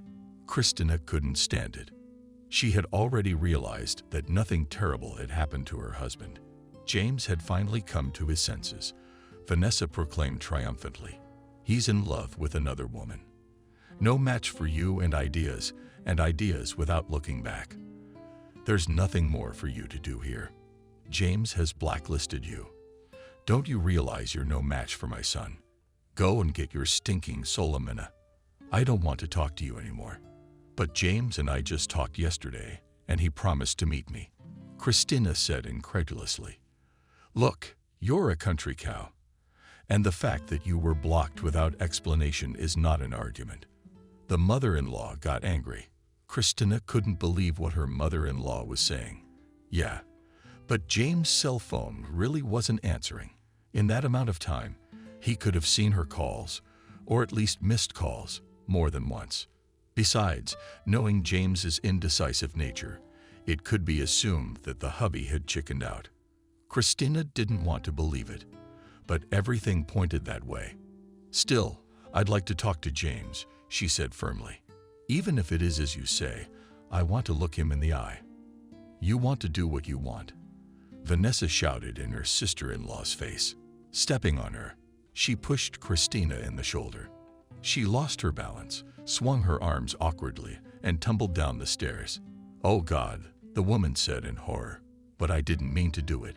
She did. "What's going on here?" the upstairs neighbor asked. The man was coming downstairs and seeing Christina lying between the floors, turned pale, and she herself, as if in delirium, repeated Vanessa. She really didn't want to. "What's the matter with the girl?" the man bellowed. "She's herself, Vanessa." The neighbor above, whose name was Jacob, approached Christina and, making sure she was alive, yelled at the woman. "What are you standing there for? Call an ambulance. She's on her own." The neighbor had his doubts about that. He had heard Vanessa scold his sister-in-law more than once and had probably pushed her down the stairs. Perhaps it was unintentional. But either way, the young woman needed medical attention. Taking a closer look at the neighbor, Jacob realized she was in shock and took matters into his own hands. The man took his cell phone out of his pocket and promptly called an ambulance. "Be patient, sweetheart," the man coaxed. He really liked this interesting young woman. What can't be said for the slimy neighbor? Had Ethan been lucky enough to marry that girder? Jacob thought. But there was nothing to be done. Vanessa was still in a state of shock, and therefore she too needed medical attention. The ambulance arrived about 10 minutes later. The doctors loaded Christina into the car, and the remaining doctor asked a concerned neighbor with whom Vanessa lives, her husband, her son, and the young woman who was taken away. "You can contact them. There's no point in taking the woman to hospital, but you shouldn't leave one behind." The door to the apartment was open, and Jacob helped the doctor usher Vanessa into the apartment. She herself repeated the woman as if wound up. "So, can you contact the husband or the son?" The doctor repeated his question. "Yes, of course," nodded the neighbor. "I have Ethan's number," where I was singing Christina in a weak voice. Slowly spilled into my eyes. In the hospital she heard a voice, and when she opened her eyes, she saw a man in a white coat. "How am I here? Did your neighbor call for an ambulance?" Christina remembered what had happened, and her face turned as pale as chalk. "What's wrong with my baby?" she asked. "Christina Vladimirovna, you now need to rest, sleep, and then we will talk to you." "What's wrong with my child?" persistently said the young woman. "I'm very sorry," the doctor replied. The baby could not be saved. Christina turned her back to the wall and sobbed bitterly. The next day, James came to see her. "Christina, I am very sorry," he said gently. "Sorry?" Christina grinned mockingly. "What about the woman of your dreams?" "What woman?" "You know, the one who's not like me. Like your mom said before." Her lips quivered. "What the hell is this?" James exclaimed. "Her mom doesn't know her." When he realized he'd made a mistake, he fell silent and then spoke awkwardly. I was going to say." "Don't," James with a sad smile, and shook his head. "Christina, if you really loved another woman, then run to her and make her happy. And of course, be happy yourself." "Christina, you are extraordinary," quietly said the husband. "Thank you, and you be happy too." "I will try." Christina nodded, and tears appeared in her eyes. "But run along, and when I'm better, we'll get a divorce." When James went to see his now almost ex-wife, he was in the mood for a difficult conversation. But it went well. "Christina's great," he thought on his way to the bus stop. He had to get to work. But first, James would go to a few places. The prices at the jewelry store were touching, but James didn't mind. He'd gotten his paycheck the other day and had barely spent it. James' attention was drawn to a gold ring with a rich framing of tiny diamonds, just right for the color of Lenny's eyes. He thought enthusiastically and without hesitation bought the ring. "You have excellent taste in simple metal young, spectacular blonde. Come again. Do you want it for a gift, or do you have some other occasion?" The pretty flower girl asked with a smile. "Today I'm proposing to the best girl on Christina," James announced solemnly. "What are roses then?" The girl nodded understandingly. "Pay attention to these dark red ones. The saints were indeed a miracle how good the petals of piercing dark scarlet color seemed velvet. Fragrance. I wonder what Garden of Eden they grow in," James thought. The main thing is not to lose the romantic mood. When James arrived at work, the first thing he did was to run to Adriana's office. The colleagues looked at each other meaningfully. "And you are the one who indifferently threw Adriana." She was packing, and she clearly did not care about James. It's nothing that can be easily remedied. At least, that's what he hoped. "Yes, that's me," said James decisively, handing her the roses and getting down on one knee. "Adriana, I love you and I want to be with you." She wanted to say something, and it was something that James obviously didn't like, so he immediately took matters into his own hands. "Adriana, sweetheart, my darling, I know what you're going to say. Yes, I'm married, but now it's just a matter of weeks. Christina and I are getting a divorce, and as you can see, there's nothing stopping us from being together. Adriana, marry me." In one breath, James blurted out and took out a velvet box from his pocket and handed it to his beloved. From the side of the entrance, a great applause was heard. "Verka, say yes," someone shouted. "Yes," quietly said the happy bride and laughingly added, getting up from her knees. "Hero lover." James obeyed. He approached Adriana and gently stroked her belly. He whispered, "Do you know who we are going to have?" She whispered back, "We're having a girl." A month later, the lovers signed, and another month later, they had a baby girl whom they named Christina. "I hope you won't be jealous," James asked. "If you don't mind." "I don't mind." His wife shook her head with a smile. "Personally, I think of your ex as a kind of Cupid." The newly minted young father laughed. "I wonder how Christina would feel about such a comparison." Cupid. After the divorce, Christina plunged headlong into work. Thank God, she and James parted peacefully, you could say friends. After maternity leave and divorce, the first thing Christina did was freshen up her hair and update her closet. "You're gorgeous," Kelly said enthusiastically. "Divorce has obviously been good for you. Trust me, you won't be alone for long." "You know, Kelly, I've decided to take it slow. Like you said, we have to choose." The friends laughed merrily. "Christina, to you another talent," announced Secretary Veroshka. "Let her come in."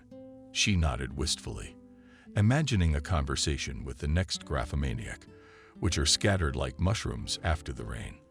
When the visitor came and Christina was dead, standing in front of her was Mason, the cab driver, the same cabbie who'd driven her away that day when, well, don't mention the sad part.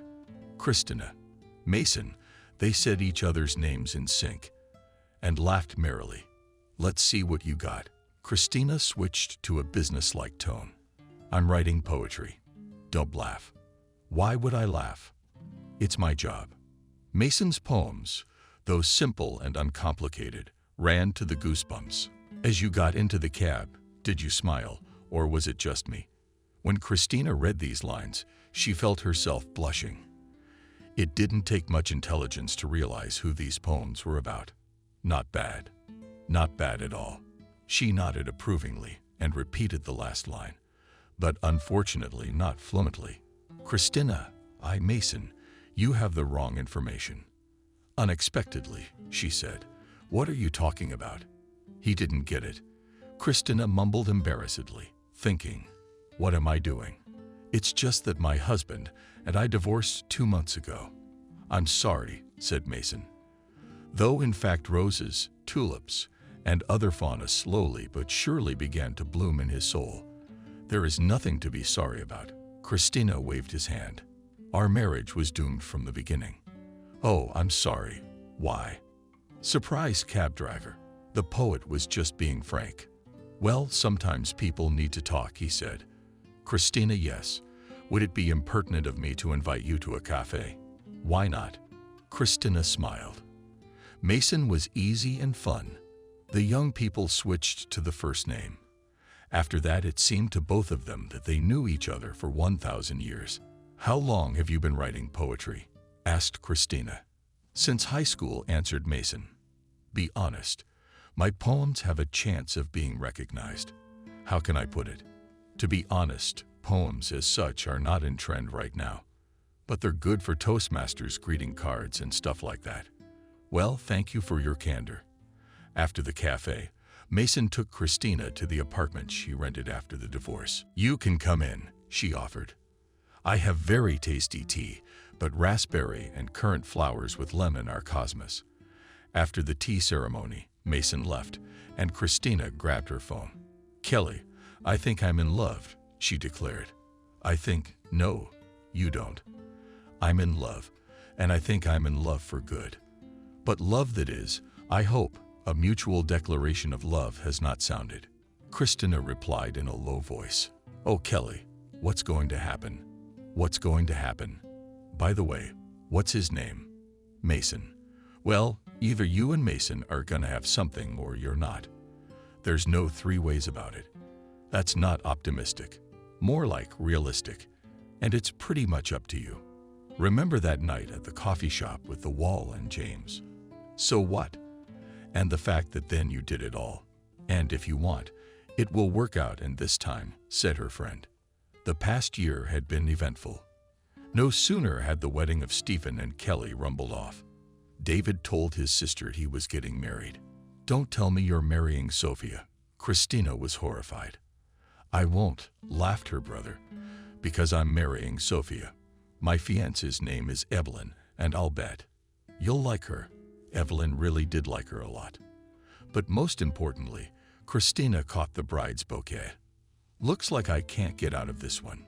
Mason jokingly waved his hands and promised to come back to this conversation, which he did a week later. It's like a wedding boom, Kelly said with a smile.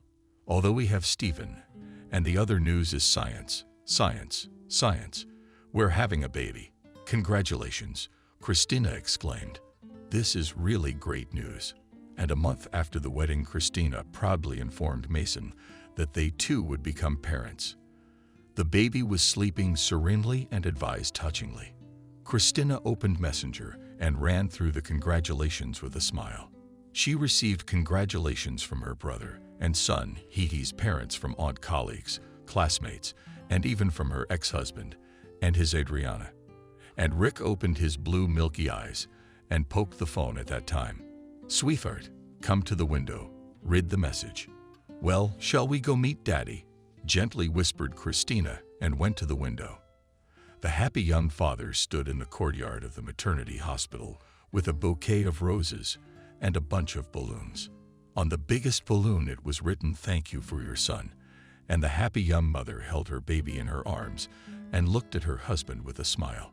Tears of happiness were flowing down her cheeks.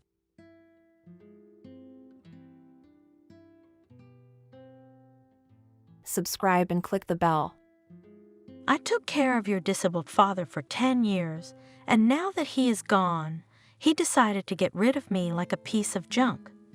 The woman's outrage was unparalleled. I gave up my favorite job, postponed the birth of our children, and all for your sake, so that you could continue to advance in your career, and you, scoundrel, found another. Not only that, but she has a child with you. Claire grabbed her purse and ran out of the apartment. Claire and Jordan had been married for 10 years. They met at a college party and never separated again. I'll pick you up tomorrow. The first night they met, Jordan said boldly, "Yeah, come by." Claire readily agreed. Every morning a whistle sounded under her window, followed by a not too loud whistle. "Claire, the carriage is here." Looking up to Claire's window on the 5th floor, Jordan was already standing below, with a briefcase under his armpit. Just then, Claire's black head, with its wavy curls, appeared in the open flame and her usual, "Aha, now Jordan." 3 minutes later, Claire would jump out of the doorway, and the long Jordan would take another briefcase, a girl's briefcase, under her armpit. They returned from class together, too. 6 months of meetings were enough for them to realize that they were made for each other. "Where are you going, to the library?" Claire asked her cheerful classmate. "Yeah, you." "Are you going there, too?" And the young people walked together. "Shall we go to the movies?" suggested Jordan, and I was just dreaming of a new movie. Claire was excited. Movies, books, and music, they liked the same things, or almost the same things. Even in the student cafeteria, everything was resolved to the advantage of both of them. He loved the crumb of bread, she the crusts, and by ordering the vinaigrette, Claire always knew that the peas, which she couldn't stand, would be sparingly eaten by Jordan. "Just look at these misers. It's a natural plushkin with a box. They have every trip to the canteen so profitable." Their buddies laughed, pointing their fingers at the couple. Even with the current abundance of everything in the stores, it was not difficult. Christopher, his son and daughter-in-law, did all his errands perfectly. He was content, although he was very sad after the sudden death of his wife 5 years ago from a sudden heart attack. He had grown fond of the cheerful, troublesome daughter-in-law. "Claire, you look so much like Jordan, Mama," he told her often. "Just as troublesome and never angry. And my Betty, she was just as easygoing." Claire would rush to hug a sad Christopher.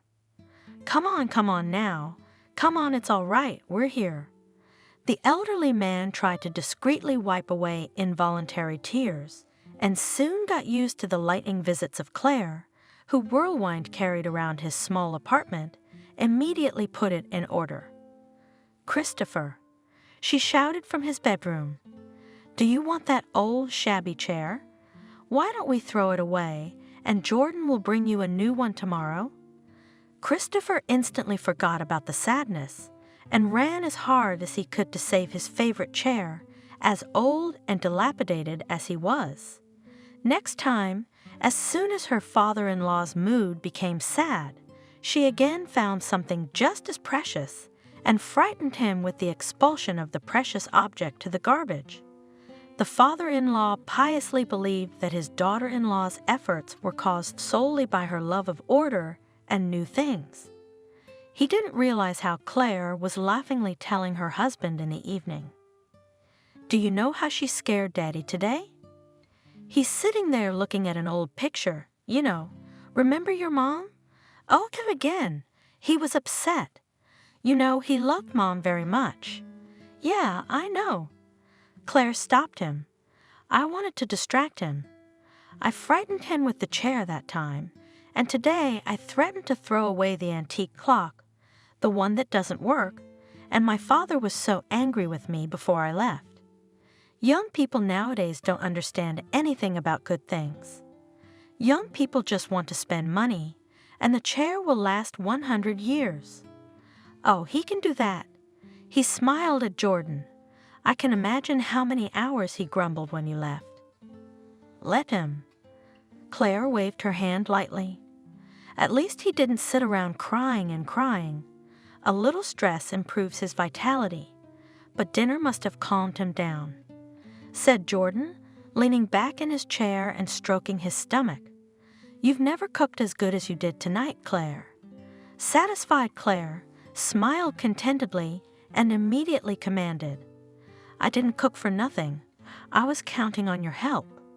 The dishes are yours. Get to the sink now, come on." Of course, it was purely symbolic labor, washing dishes after a delicious dinner, but my wife was pleased.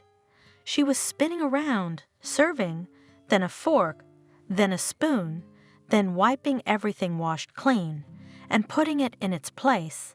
Not work, but pure pleasure, the continuation of communication, all the more joyful that now the couple did not see each other during the day. Claire came home early from her work so that she took care of her father-in-law more and more often. Everything flowed smoothly until one day Claire was interrupted from work by a call from Jordan. "Claire." He was almost shouting into the phone. "Dad's having a stroke. My neighbor Clara called me. She's already called an ambulance, but I can't leave. I have a meeting with the Chinese in 10 minutes, you know. I'll be right there. I'll be right there." Claire got right to the point. "I'm on my way. I'll call you later." And she was already rushing down the corridor to warn her superiors, putting on her coat and forgetting about her boots. And so she arrived at the hospital. Only getting out of the cab, she saw that she would have to walk through the puddles in her shoes. Confused, she stood by the car, not knowing where to go. "I'm sorry." The cab driver waved his hands. "You can't go any further. You see the barrier?" Claire looked at him uncomprehendingly and silently walked forward, looking for the main entrance with her eyes. She was in a hurry, as if something depended on her there, in the ward where Christopher was. Only at the emergency room did Claire realize that she would not be allowed into any room. Stroke patients were taken to the intensive care unit while it was still possible to prevent major complications from the stroke. There was no way anyone would be allowed in. The confused Claire, holding her coat in her hands, stood at the door to the intensive care unit for so long that the nurses and orderlies who ran by began to squint at her. Finally, one of them, touched by Claire's lost look, stopped and asked, "What are you waiting for, woman? We have father here," and began to explain that she and her husband were at work, that they had been told about the intensive care unit, and that she didn't know what to do. "What is the name of the patient?" With a brief nod, the nurse left, and soon the doctor, a tall, stern brunette, came out of the ward. "Well, who's here?" She said her father-in-law's name, although there was only one Claire in the hallway. Me, how is he?" "Is he alive?" Claire bailed. "He's alive if he's here." The doctor replied in a low voice, "What are you, his daughter?" "A daughter-in-law, but still a daughter." Claire said hurriedly, as if something depended on her words, "Your father suffered an ischemic stroke, and he's still in serious condition. Leave your phone number so I can contact you at any time." Could it get any worse? Claire was scared. Anything can happen in this life. The patient is stable. He's conscious. We need your phone number so that we can call you when we move him to a regular ward. He will need constant care. He is a bedridden patient. What do I need to do? What should I prepare? Claire was worried all over again. Here's a list of things to take with you to the hospital. The doctor pointed to a poster. "Excuse me, I have a lot of work to do. Goodbye. Goodbye." A bewildered Claire lowered her arms, then suddenly realized, "Oh, thank you very much, doctor. Have a good day." The doctor was already closing the door behind her, but Claire had time to see a long row of catalogs on which lay men and women. As far as Claire could make out, covered only by sheets, next to them, like cranes on long legs, were racks of IVs. "Where are you, Christopher?" She tried to look out for Claire, but the door slammed shut in a second, a click sounding. Claire was already on the phone, the worried husband. "Claire, where are you? What have you got? Did you make it?" The stream of questions seemed never-ending. Finally, Jordan stopped talking and Claire was able to answer. "Yes, Jordan, I'm at the hospital. Christopher's in intensive care. They won't let me see him. He's in stable condition. I talked to the doctor, but Dad's conscious. What about him? Are you sure it's a stroke? Is there any hope he'll recover?" I was worried on the other end of the line. Yes, as soon as the injections work and he feels better, he'll be moved to a room. I'll be right there. Wait for me, Claire. Stay there. Just where is it? She explained where it was and added, only you can't go through the grounds. I'll be waiting for you at the entrance to the hospital courtyard on the square side.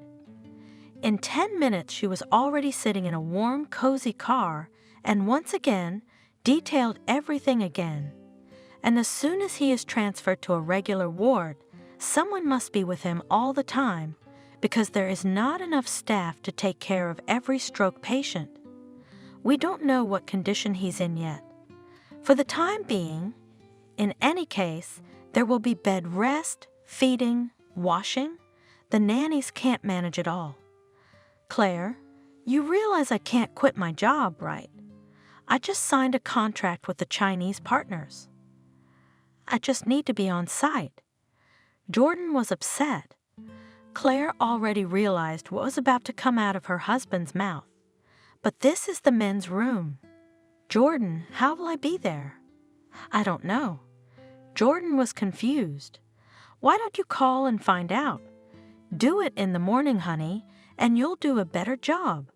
You've always been in touch with Daddy. You know roughly what he needs and how to treat him, don't you? When a sudden disaster strikes, people start looking for a way out. There is always someone they know who has already experienced the same or similar in their lives. So it happened with Claire. Coming to work in the morning, she saw the sympathetic looks of her colleagues, began to ask questions. Oh, Claire, how are you doing? How's your father-in-law? Alive, I hope. How are you? How's Christopher? The questions came one after another.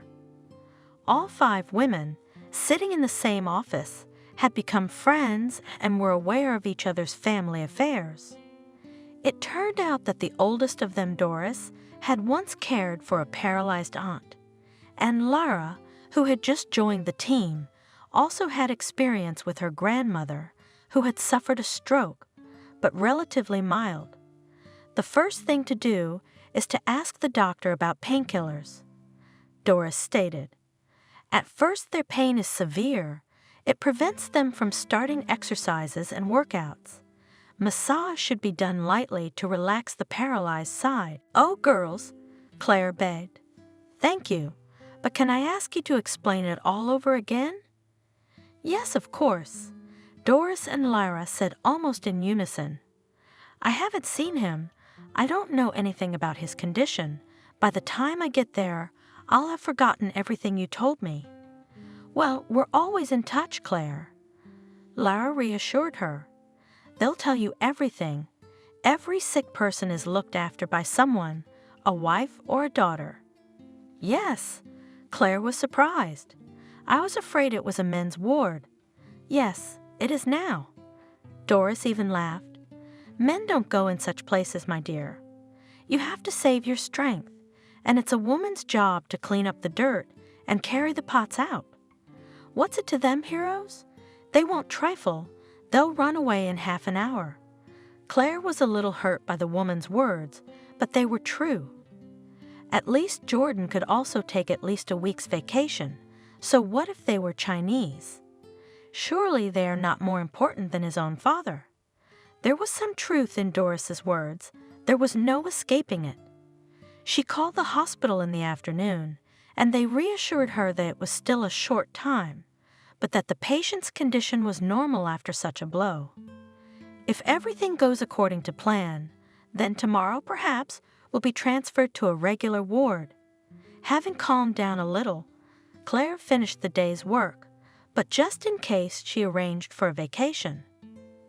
The boss was understanding, but only asked her to warn the girls in the department. Claire, you always help your colleagues. Make sure that this time they are always ready to cover for you and keep the department on top of things. I will, Claire replied confidently. Our girls are great, they understand. She spent the whole day explaining things to Lara. It was supposed that she would substitute for those who had gone on vacation for the first time, which would be convenient for everyone and at the same time, she would get into the flow faster and learn different types of operations. At the same time, Claire, for some reason, could not get Doris' words about men out of her head. Walking home from work, through the quiet evening streets, she decided to put an end to this moving tangle of unpleasant feelings. At dinner at home, she looked straight into Jordan's eyes and asked, "Jordan, you love your father, don't you? Why don't you at least try, yourself, to take a few days to be near him? He'd be glad. I'd love to." Jordan answered hotly, "But as I explained to you, this is the time when things are going to get busy. If we miss the moment, someone without me will screw up, and then goodbye, foreign partners." Claire seemed to calm down. "But I'm actually sure that Dad will be quite comfortable with you, and that's important in his condition." Jordan continued as if, unlike Claire, he knew his father's condition much more than she did. "Honey, you see, we could hire a nurse, but she'd be a complete stranger, and I want Dad to be with just us." "We." Claire was again struck by the inappropriateness of that pronoun after the sentences her husband had just uttered. "Well, obviously, I can't be around him all the time. I have a job, but I'll stop by as often as I can to buy whatever he and you need. Please, Claire, will you do it?"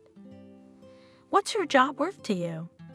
"It's a nerve-wracking job, and here you're busy and at home and everything. But I can't be torn between two houses. And who's going to feed you, clean the house, cook your things? Claire, really, I'm not without a hand, and I'm 2 years old." The woman, a little hesitated, agreed, and from the next day began her new duties. Christopher was indeed transferred to the ward the day after tomorrow. Having arrived with a large bag of what she considered necessary, Claire saw that her father-in-law was already lying on a high special bed. His eyes were closed, the skin on his face and hands glowing with dead poverty. A fat, small nurse showed Claire the duck, toilet, and bath, explained the daily routine in a businesslike manner, and fled. The 3 women who were here, some with their husbands, some with their brothers or sons, looked at Claire with curiosity and sympathy. The neighbors helped her identify things, getting to know each other little by little. Meanwhile, Christopher opened his eyes and wheezed something. He was begging for a drink. The neighbor realized. She immediately took the drinker and showed Claire how to handle it. Lifting the old man's head, she tried as carefully as possible to give him a drink, but the water poured past him. The father-in-law groaned unhappily. "Jordan?" he whispered, almost wheezed. "He's at work, Christopher." He'll come. "He couldn't yet. He's got foreigners there." Claire reassured the old man. "Don't worry, I'm with you. I'm not going anywhere." Slowly, they both adjusted to life in the hospital. It wasn't easy. Christopher, who had always been characterized by intelligence and patience, suddenly became tearful, could get cranky. "No, I won't have porridge. I can't swallow it," and he would sharply push the plate away with his healthy hand. Fortunately, he was affected by the side of the brain that does not affect speech. Intelligence didn't seem to be affected either. Only by comparing her previous interactions with the man did she realize the damage the disease had done to a man she respected. She already knew there would be outbursts of anger, groans of muscle pain, and even delirium at night. The old man, in his position, no longer had to think about shyness, since her father-in-law could not support himself, and little by little he developed the kind of trusting relationship with Claire that only a child has with its mother or nanny. All of this Claire endured. 3 weeks of treatment in the nightmarish conditions of a city hospital, with poor provision, finally came to an end. Claire said goodbye to her kind neighbors, By then, a new shift of patients and caregivers had partially entered the ward. Christopher, so cordial and polite before, barely looked at his neighbors in the ward. He was all wrapped up in the cocoon of his own illness. Claire, it was a good thing. The ward is calm, even if a little depressed, and there is a complete change in his and Christopher's life. Jordan, I ordered a pass to the territory. You drive up, right to the entrance. In the tone of an expert dispatcher, the command was to her husband on the morning of their discharge. Jordan came to pick them up in a large, comfortable car. In his arms, he carried his father from the hospital gurney into the salon. At home in the apartment had to go up only to the second floor. Now Claire was with her sick father-in-law. Just gradually Claire's life returned to normal. True, now she could not find a job in her specialty, but Jordan consoled her again. Get some rest. You need it now. Look at the weight you've lost, Claire. Get strong. Do whatever you want. I'll make sure you don't deny yourself anything. Let's see what it's like to be a housewife. Claire smiled sadly. In her new position, she found a silver lining.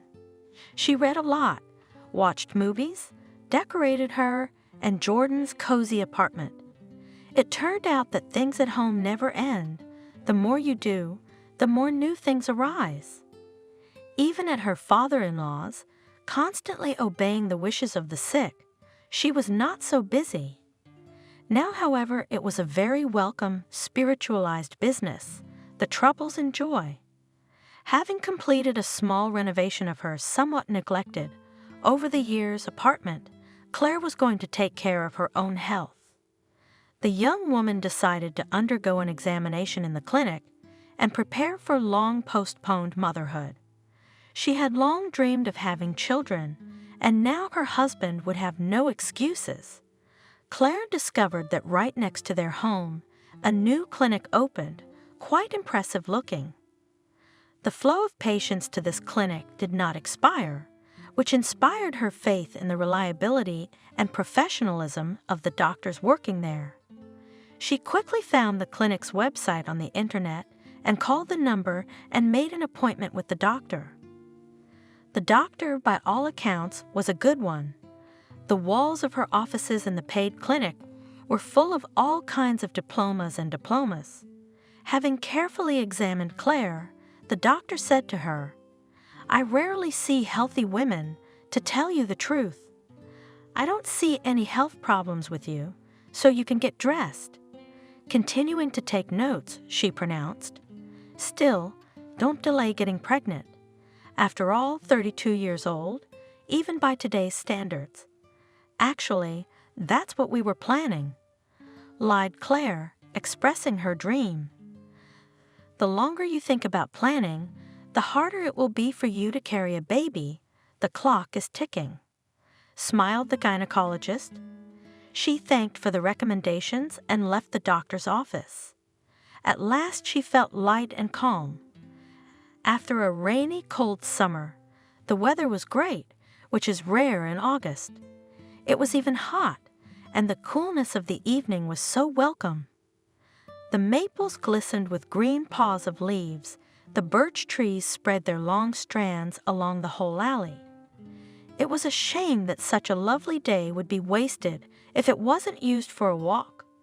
To breathe in as much fresh air as possible, filled with the fragrance of greenery and flowers. "God, it's beautiful," Claire gasped. No way I will not sit in four walls." The young woman decided to go to Krister's apartment, which had been empty for about a year. It should have been cleaned up long ago. At least some of the unnecessary junk should have been thrown out. Some of the things left behind should have been taken away. From the stop, Claire went not straight ahead, but down the long path. Still unable to escape the gloom, the old apartment from the bright sunshine and clean air. The keys to her father-in-law's apartment she carried with her, a long-standing habit.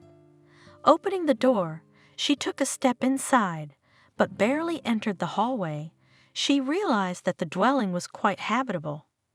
At that very moment, much to her surprise, a 2-year-old boy came out of the room and stared at her with his little eyes. Just then, apparently his mother came out of the kitchen. She was an attractive woman who was clearly no more than 25 to 24 years old. "Who are you?" Claire asked in astonishment.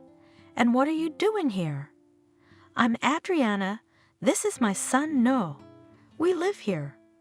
The young woman didn't seem confused at all, but she wasn't surprised at Claire's arrival. "What right do you have to be here?" Claire was even more surprised. "This is my husband's apartment, Jordan, and who are you?"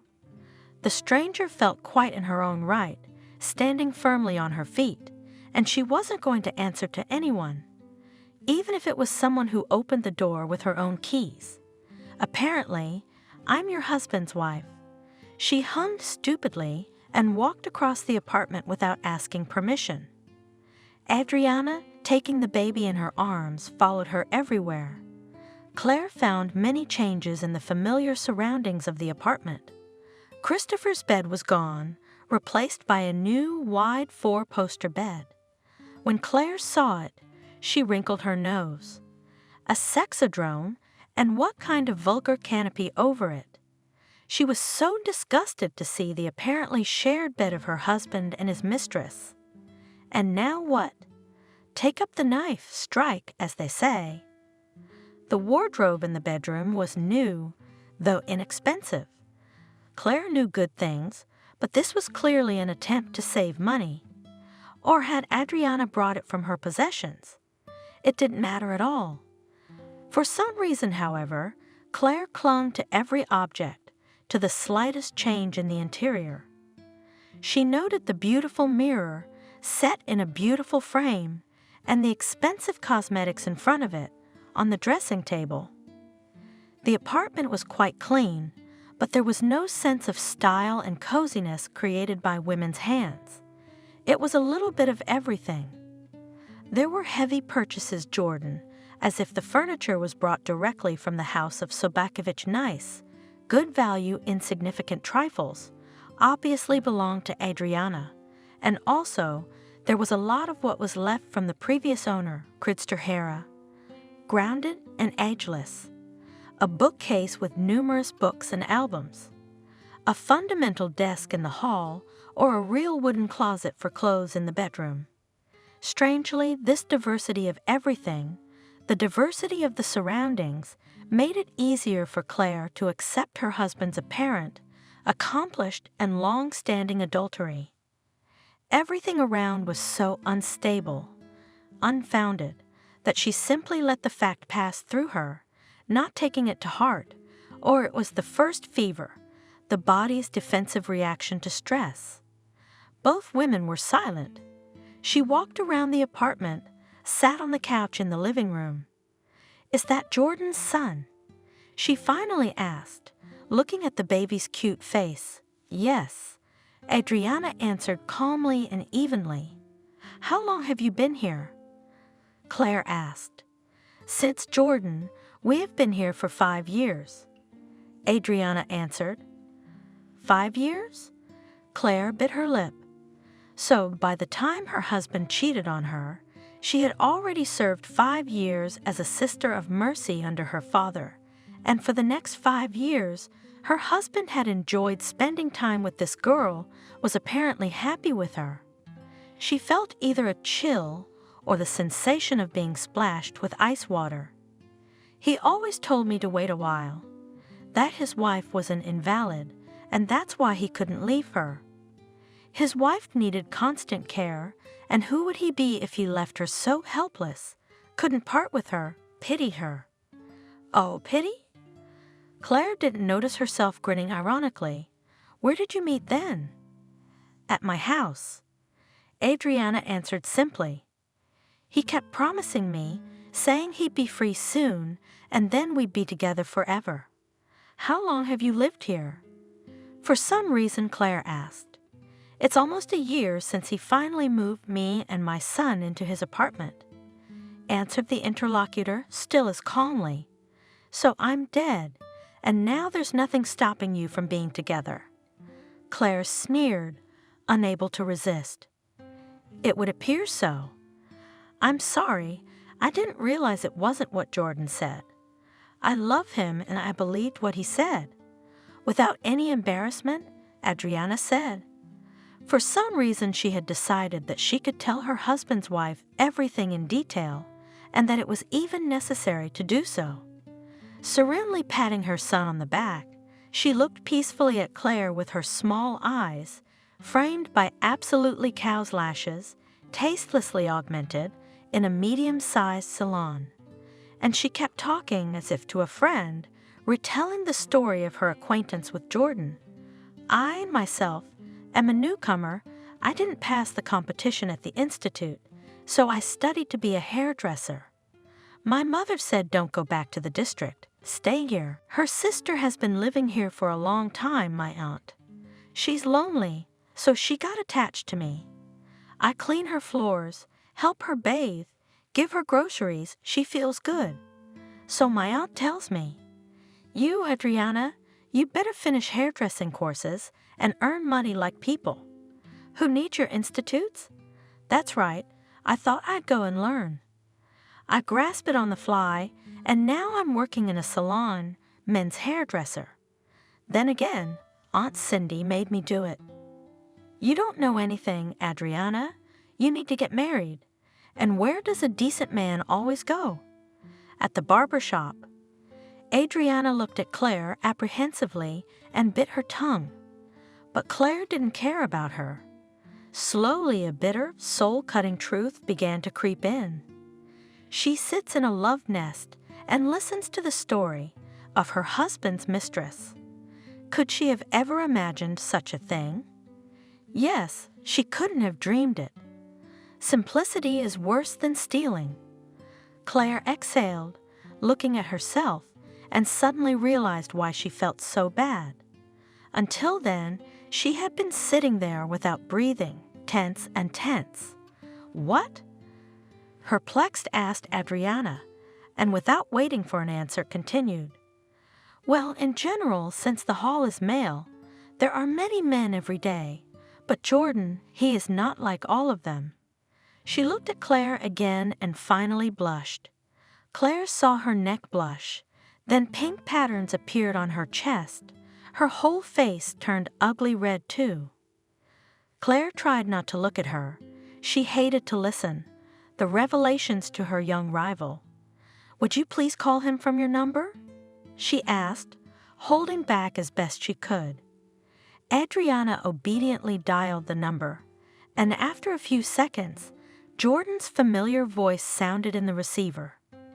"Yes, Adriana, is something wrong?" Claire took the phone from her hands and spoke. "You're such a jerk, Claire." Jordan's voice sounded confused. "What are you doing in there? How could you? How could you?" "Claire, come home. I'll explain everything to you."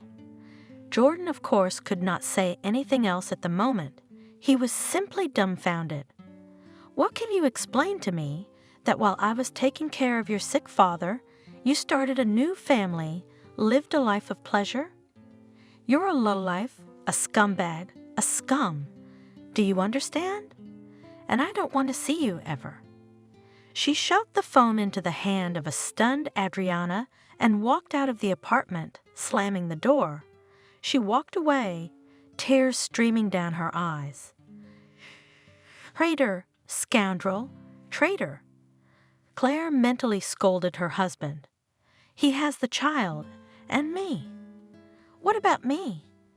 Claire had always dreamed of having children from the very first days of her marriage, but she had never been able to get pregnant. Many times she would go to the doctor, but each time Jordan would talk her out of it. And then, while caring for a sick old man, thoughts of having a child of her own left Claire. There was no time for that. Still, in her heart, she hoped that she was not the one to blame for the couple's inability to give birth. Going to the doctor had made her so happy, she believed that all was not lost. But now she has and will have nothing, no family, no children, no job. No one needs her, no one at all, not even herself. If she knew why Jordan's passport had turned so brightly pink, something she hadn't and couldn't tell anyone about, perhaps Adriana's story would have dispelled her a little. Claire, by virtue of her good heart, would even feel a little sorry for this distant girl who had seen nothing good in life. Not distant, but Adriana had become wise beyond her years, and with good reason. Adriana never saw her father and never knew him. Her mother only waved away her daughter's inquiries like an annoying fly and drunkenly said, "Fuck him. Remember him." Adriana's mother was drinking. Not only that, it was absolutely indiscriminate on acquaintance, Galena.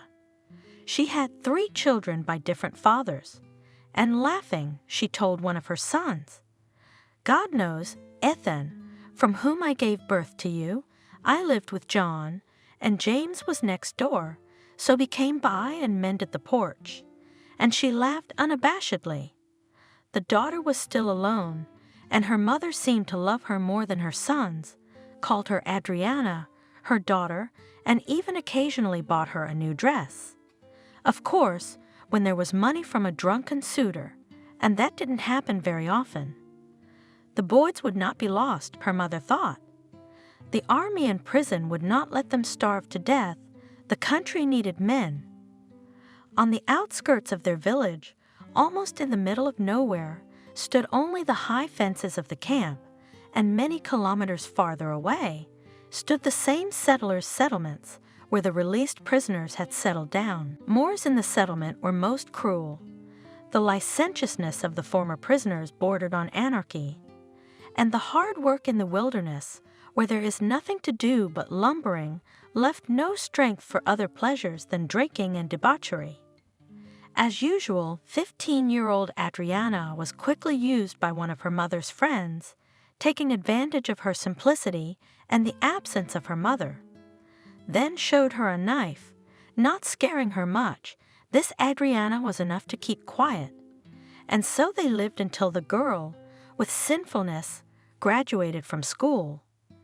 The mother's lover went to the girl as soon as the mother got drunk or went somewhere, even for a short time.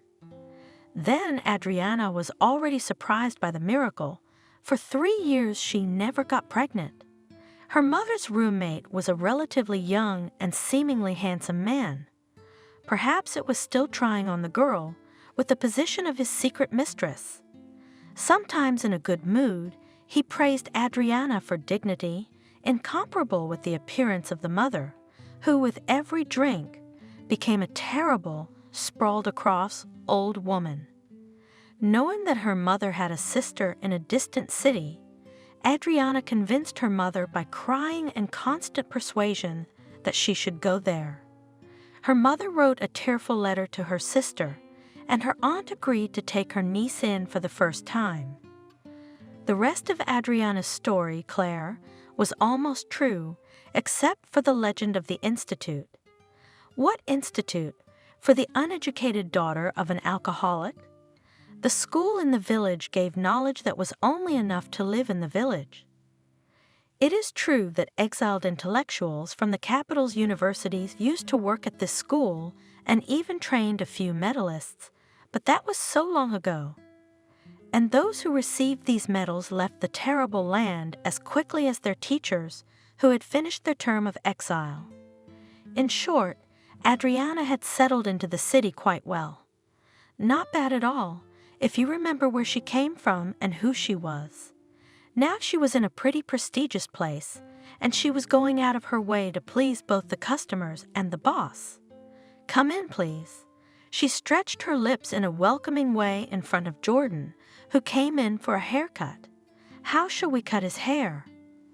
"Well, it's up to you." Jordan smiled back. He was happy to see a new face. "You've studied, but I haven't. And you've probably studied more than I have." Adriana frowned modestly. "Engineer or professor?" Jordan laughed at the girl's unsophisticated compliment and asked, "And you are new." "Where, Claire?" Claire was the name of his regular hairdresser, of a very respectable weight and no less respectable age. Yes, I've been hired to replace her on a trial basis, and they said I'd see what happens. Claire's retired. Enough, she says. Her legs have sprouted pillars by the chair. I'll dig in the vegetable garden and move to a country house. Except for onion shoots, I will not cut anything in my life. That's enough. Adriana laughed merrily. Jordan gave in to her fun and joined in. From the very first meeting, an extraordinary ease settled between them. Not for nothing, apparently, there is an opinion that love is chemistry. This gravitation of two, the desire to connect, and appeared in an instant, as soon as he saw Jordan Adriana. Without thinking, he wanted to see her again, to be closer to her. Then he realized that Adriana reminded him of the young Claire, the same mischievous eyes and dark curls. But that realization came much later, when he realized what a trap he had fallen into the moment he had decided to meet the young hairdresser after work. Adriana is so innocent and youthful, fresh as Jordan thought. Looking at her dark blonde curls and slender figure, she appeared to be very skillful in lovemaking. How was Jordan to know what and how the released prisoner had taught her? 3 whole years in the settlement. Having arrived in the city, Adriana did not lead a monastic life either. Before entering the prestigious salon where she met Jordan, she had traveled the thorny path of an apprentice and was building up her hand, which it must be admitted she excelled at. She started out cutting and shaving men in a station barber shop, and what kind of people did not fall to her? One of the occasional customers, a smashing little guy who also came from the province and settled in the city in the auto shop, captivated her heart and became a constant lover. Chuckling, he told her, "You catch the customer by the beard, do you hear? We'll catch a daddy with you, you and the pleasure of it will get. All I will be easier, and even more money from him to make money. And we with you in the summer on his money, and to the sea. You say too." Adriana sulked. "I love you alone. Do I need some daddy? Love me. Who won't let you, you fool?" Lover laughed happily. "And don't let your daddy out of your hands if you get him." And he strong hand rolls the girl on a joint bed. Recently, the couple began to rent a common room. It's economical and convenient. So about a date with Jordan, allegedly on her living space, Adriana lied without blinking an eye. In fact, having become close in an instant, she and Jordan made love, right in Claire's apartment. Moreover, in her own bed, knowing that Claire, she would hardly have been able to have such a quiet conversation with Adriana for such a long time. But a decent person usually sees in another a person like herself, and it could not even occur to Claire how far human baseness could extend. After all, she came to her house only briefly while Christopher slept. Sometimes he was under the care of a nurse who, for a small fee, would visit the sick man to give him an IV of medication for support. The treatment lasted about an hour, and longer with a massage. Claire was on the run making dinner. Jordan cleaned up abandoned things, and not once did the thought of what was going on here without her at night creep up on her. Yes, her husband called her often, at each call asking what she and her father should bring. And also when, at what hour she would be, in their shared apartment, it didn't bother her at all. She didn't even pay attention to her husband's unusual meticulousness. On the contrary, it was pleasant his attention, waiting, counting the hours. "Let's go to my place. I want to treat you to a great coffee." Hiding his eyes, proposed Jordan, Adriana, for the first time, about a week after we met. It was already late evening, and they left the cozy cafe where they had spent several evenings. Kissing and cuddling in the car interior, A grown man and a blossoming woman did not satisfy. Both wanted to continue. And your wife? Adriana was a little surprised. The rest didn't bother her. That was the way she was. Wife, didn't I tell you? Jordan was a little confused, although he had warned Adriana about being married right away. He would be honest with this nice girl. Adriana immediately made it clear that it was impossible to meet at her place, because she lived at her aunt's place, although perfectly continued to share a room together with her former lover. She intuitively felt what and when to say, when to smile, and when to open up to meet a man. Having acquired an urban appearance, the girl also learned the ability to behave discreetly. She could not be taught to deceive. She did it brilliantly. But to keep silent where necessary, to create an image of a well-bred, well-mannered maiden, this skill had to be learned as best as possible and preferably faster. Adriana was learning. She watched the men. They showed their feelings even more vividly than women. They turned out to be excellent teachers. Say the wrong thing, and the handsome guy would snap like the last skier. A chiseled guy could get a square swear if he got the wrong haircut. Compliment, affectionate smile, worked wonders. Knave men bought them like children. Barbershop became for Adriana a kind of institute of noble maidens. She could portray any gait, any smile, from a simple and naughty girl to a price-conscious beauty, expanded her art of reincarnation. Of course, these charms applied only to men, and any woman could immediately recognize Adriana in 5 minutes. But men were coming, and for 5-minute seduction, fuse, and talent, Adriana had enough. Fascinated by Adriana's youth and the novelty of his own position, free, in love, Jordan, as if plowing in weightlessness, but had to decide what to do next. And so he decided.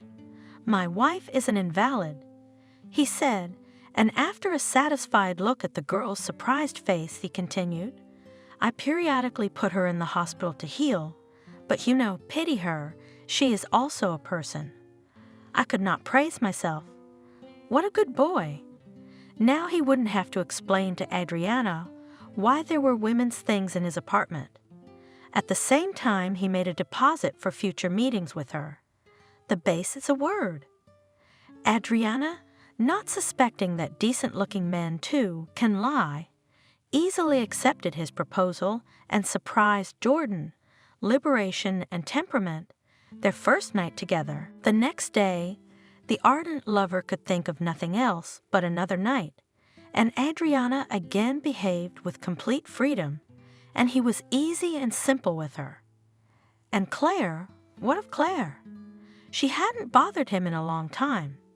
Talking only about diapers and medications and a new Bedsores mattress, anyone's feelings would fade, and he's a living man. He's a man, after all, a successful one, by the way. There was not a single decent acquaintance of his who did not have a permanent mistress, and now it was his turn too. He could afford an expensive beauty, but he liked this cute hairdresser, although it would be better without this job in the service industry, of course. Somehow it is not prestigious. After a couple months of lovemaking, he decided that he didn't have to show Adriana to anyone, but if anything, he wouldn't be ashamed to pass with her.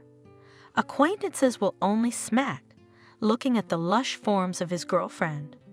But to confess that your mistress works in a beauty salon, haircuts, and shaves other men, it is somehow not comical. Adriana, you should quit that job, he said, resting after the raucous entertainment. Adriana lifted her dark head from his shoulder and looked into his eyes. When are we to be married? Jordan, strangely enough, was not ready for marriage with a live wife, so he took the conversation aside. Adriana, soon I'll rent you an apartment, so we'll be there, we'll see each other more easily and freely. And my wife, she's not a bad person, she suffers. Poor thing. I try to create all conditions for her, of course, but the disease it progresses. I'd be an asshole if I left her now. You'd be the first to judge me, darling." And he rushed to kiss Adriana, showering her with compliments, and Adriana laughed again, forgetting her purpose. Adriana could wait a long time, but here she was not forced to do anything. After seeing Jordan off, she pulled the curtain on the window, a sign to her roommate that the entrance to her apartment was available. He had moved out immediately from the old small apartment to this one, rented for Adriana by Jordan, and the presence of men's things. Adriana easily explained to Jordan that her brother, a student, often visited her on weekends. She couldn't deny him a vacation and a full meal at her sister's house, could she? Jordan's free weekends suited him just fine, and he easily took on his brother's version of the story. His father and Claire were eagerly awaiting him on Saturday and Sunday too. While Jordan was with his father, Claire would get at least a few hours of freedom to clean up, socialize with her friends, at least go to the sauna after all. It turned out that everything worked out marvelously well for everyone. Everything settled down. Adriana finally quit her job. Jordan gave her enough money to support her young lover, but he still decided to keep his job. 2 years into her relationship with Jordan, Adriana suddenly found herself pregnant. She thought that her body was now rested after the stress. She didn't have to live in constant tension, so she was able to conceive. Wow, a kinder was made. Her roommate laughed, neither surprised nor pleased. "But you, Adriana, don't count on me. I'm a shitty father. I have such a kinder, probably all over the country is full of running. So come on, make your daddy happy. He needs an hair. I was just on my way to a construction site. A friend of mine wants me to go." The man, very far from thinking about the family nest, quickly packed his things and drove off in an unknown direction. Most likely not that far away, just to avoid Adriana's eyes. The confused Adriana cried for a long time, abandoned by her constant lover, with whom she had long since gotten over. Jordan arrived, saw her swollen face, and rushed to embrace her. "Adriana, what are you doing? Who's hurt you?" "No one." Adriana sobbed. "I'm pregnant." "Oh, what a trouble you're in." Jordan laughed. "It's wonderful. You'll give birth to a beauty like you." Until now, Jordan had never suspected that the news that he would soon become a father would make him happy. For so many years, he had avoided persistent conversations with Claire about the future birth of a child. Why he had avoided parenthood, Jordan himself could not answer. Not ready, that would be the truth. And here he himself did not understand why, out of a desire to appease his mistress, the acceptance of this unknown infant was suddenly born. With every visit to Adriana, this acceptance grew stronger, and now he himself did not understand why he so desperately refused future fatherhood, living with Claire. Incidentally, it must be said that he continued to have a wonderful relationship with Claire.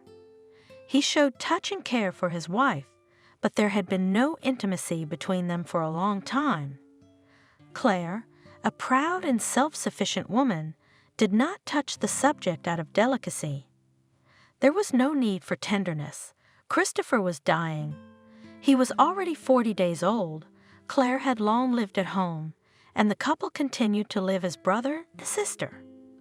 Returning from the gynecologist, Claire was just about to gather the mental strength to decide to have the most important conversation with her husband for the future of their family.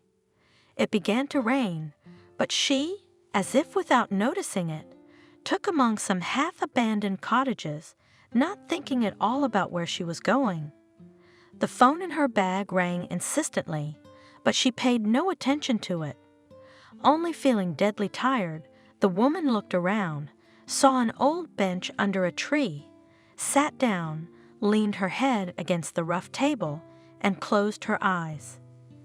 At that time, a white-haired little boy was running along the sidewalk, slapping on the puddles, enjoying the splashes that flew from under his bare feet. He tried to run exactly in the middle of the small puddles that had managed to form from the rain, and now they glistened under the light of the lantern. He squealed and laughed joyfully when the splashing water hit his face and carelessly licked the muddy drops off his lips. It was Adam, a 3-year-old little boy who had run away from his loving grandmother, and his great joy from an independent walk. There was no limit. "Adam, I'm in trouble with you," shouted the old lady, trying to catch up with her grandson and not keeping up with him. "Where are you going on the puddles? Stop. I say, you'll catch cold, and you'll have to take care of yourself. Oh, you are my bitter little sorrow." Finally, she managed to pick up the baby, but she immediately let him go, shrieking from the pain that shot through her lower back. She turned to look around for a bench, and only then saw a woman sitting on a bench under a tree. The old woman shuddered fearfully. "Lord, your power! What is it?" The little boy in his grandmother's arms also quieted down when he saw the stranger, and with some fear looked at the pale face of the sitting woman. "Is she alive?" the old woman muttered, slowly approaching the bench. Then she stepped toward Claire and touched her with her hand. "Whose are you going to be, girl? Why are you sitting out here in the rain? What's the matter with you?" Claire opened her eyes. "Don't worry, I'll be right out. I just got lost here by accident. Where would you go in this darkness?" The old woman looked around worriedly. "Well, let's go to my place. It's my house over there." Lifting Claire by the elbow, she continued to speak softly. "I live with my grandson. Is my name Margaret? And this is Adam." The frightened boy looked out from behind Margaret's back. Claire followed the friendly old woman. She had no strength, and she would certainly not have made it home on her own. The place was remote. The phone was dead. There were no cars or cabs around. It was a completely unfamiliar suburb where she had never been in her life. Soon enough they came to an old 2-story house, probably from the time of the first builders. They went up to the 2nd floor and entered a small apartment. Margaret put the kettle on and took her grandson into the bathroom. "I'll only be 5 minutes, darling," she said to Claire. "Otherwise, God forbid he gets sick, I'll warm the child." She quickly bathed Adam in a hot bath and brought him to the kitchen. "Now for some hot tea." After Adam, she also went to the bath and cleaned herself up. The hot shower made her feel better, and she was able to answer Margaret's questions. "I, Margaret, learned a terrible thing today," she began quietly. "I have no husband, no child, no family." "Oh, no," the new acquaintance groaned. "Are they dead?" "No, my husband is alive, even happy. He abandoned me, Margaret, and abandoned me a long time ago, and I was a fool. I lived quietly and trusted the scoundrel." Wanting to talk, the woman told about herself, not hiding any details from the old woman. "Why did he do that?"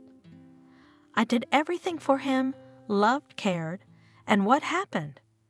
I took care of his father for 10 years, and during that time he betrayed me, cheated on me." "How can you do that? And the most frustrating thing is that I'm 32 years old and I don't have children. I do not even imagine whether I can even think about men. I dream about a child. 10 years I lived next to my dying father-in-law, and I thought only about a baby. While I look for a new husband, my time will be up."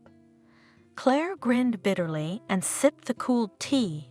Renewing the brew, the women began the tea party anew. The hostess remembered the forgotten cutlets and warmed them for her new friend. "You probably haven't eaten anything since this morning. Here, eat this, you'll feel better." Everything seems bad to a hungry person, but on a full stomach, it's no trouble at all. Claire only now remembered that in the morning before going to the doctor, she had not eaten anything, thinking that she would have to take tests. Poppy seed in her mouth since last night. She feels completely drained. At first through force, living through a juicy morsel, she gradually got into the flavor. The meat was fragrant with garlic and onions, and with hot tea, Claire ate 3 cutlets and turned a little pink. Margaret began to comfort Claire, and Adam and I, too, were left alone. There are not only men who are unfaithful, there are also enough butterflies among women that fly from flower to flower. They're all looking for the best and the sweetest. Did Adam's mom leave him? Claire guessed. She's beautiful. Why would she bother with a child? She'd rather spread her beauty around the world, live for herself. And that's how deceptive appearances can be, Claire. Was she really beautiful? She took an interest in this family. The son came. Mom, I'm getting married. Here's the bride. Well, I look at her. She looks like a daughter-in-law, a nice girl, lovely to look at. She's tall, straight, looks into the eyes, looks cheerful, and has curls. Now this miracle is made with her own hands, so she knows how to do something, also good. I guess you can't drink water off a face, of course, but my Harry is worth every beauty. It's not good for a mother to praise her child, but my son, he looks like a hero from a picture. He took after my father, and our father was a man to all men. It's all right that he's found a match. God willing, they'll get along happily. Get married. I say the young years are passing. Why grow old alone? Let's have a family. Together you'll look for what you want and build it. I blessed my son. We summoned the guests, celebrated honorably, everything as it should be. Right after the wedding, my daughter-in-law got pregnant and gave birth to Adam. And now, not like before, the little one needs diapers and food, not like nowadays. He doesn't suck a tit, and his food is very expensive, they say, so he started to run out of money. Margaret told how the money shortage started, how she tried to save money and diversify at least the food of the young. She got Piglet, worked from morning till evening on a small vegetable garden, made rolls so that the harvest would not go to waste. But of course it was not enough. And the young wife sat at home more, not helping with the household in any way. She always had an excuse. She had a stomachache. Adam did not let her sleep at night. Adam was capricious. Margaret put up with it too, as long as the child was looked after. But Harry would not spoil her mood because her son tries, works, takes overtime when he can. So we stretched as hard as we could, but we got tired. That's what I'm telling you, Claire. Harry came home from work one day and said he was leaving the workshops. Turns out a friend of his from the army had written him a letter. He didn't write often, but this was just in time. He's been on a business trip for a long time, and he calls Harry to him. He writes to us that we need such people very much. You're not a drinker, handy and ahead, all sorts of tasks, like nuts. He wants Harry to work with him because his partner moved to the south and gave up business trips. He needs to be treated in the sea air, so my Harry has decided he's going to work on a rotational basis. What about your sister-in-law? Did she agree? Claire asked. How could she not? She loved money, that she will buy on joy. Everything. She liked to dress up a lot, but my grandson was dressed up like a Tsarevich. I kept scolding them, don't spoil the boy like that. He doesn't understand anything yet, and they put new expensive clothes on him every day. They wash them, so he doesn't have time to put them on a second time, as everything is already too small. He grows by leaps and bounds, but life has gotten better, hasn't it? Claire either asked or confirmed. "Oh, Claire, on the outside, everything is peaceful. Money seems to have improved, but what's inside a man, you can't see at once. The wife turned out to be a troublemaker. She strayed when Adam was not even a year old. I didn't say a word when I noticed the affair. Harry came to visit. We had a goodbye, he went away. But she's so fussy about it. She's been trying all sorts of ways to get out of the house to deceive me. And she attacked the wrong one. I waited for her until she came back late, smelling of wine. Her cheeks flushed, her eyes wandering. "Come on, sister-in-law," I told her, "sit down next to me and let's talk. Where have you been? Who were you out with? Don't lie to me. I've seen your sister. I'm a woman myself.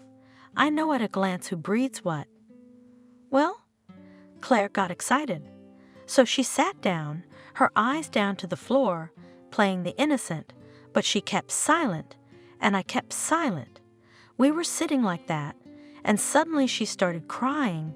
"Excuse me, she's crying, Mommy." She called me Mom. She lost her mother long ago. And you? Interest, Claire in the lives of complete strangers, was growing. What about me? My business is old, I told her so. It's not me I'm telling you to live with, sweetheart. You have a husband. And if you think about it, you have a son too. Will you sit like that in front of them? How will you look into their eyes? She cried, and they went to bed. And I didn't sleep all night. I had no peace. And in the morning I fell asleep, so soundly that I didn't hear anything. Only when Adam woke up and began to grunt, I jumped up to him. I looked, and my sister-in-law's bed was empty, and the bed was tidied up neatly as before the guests. I looked in the closet, and there was not a single dress. All I immediately realized, she ran away with her boyfriend, unknown to what distant lands, and she did not take any money. Unless she had a separate amount with her, but I know nothing about that, but I do not have time to sit and cry. So I dressed up my grandson and fed him, took him for a walk and sang songs. That's all. Did you even write or call afterwards? Her only listener was worried. No, Claire, I waited. I think she is a mother, such a wonderful boy, how not to love and miss him.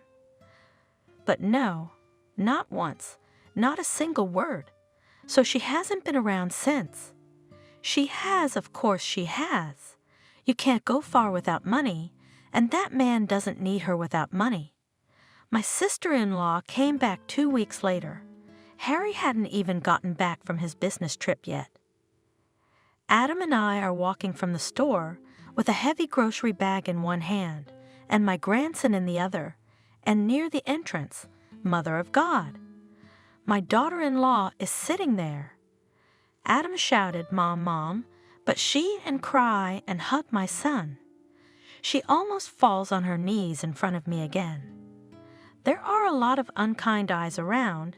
Everyone is curious about what's going on in the neighborhood. But I picked up the bride and took her home. What to be ashamed in front of people? And she, poor thing, continues to wail about her misfortune. "What shall I do, Mother?"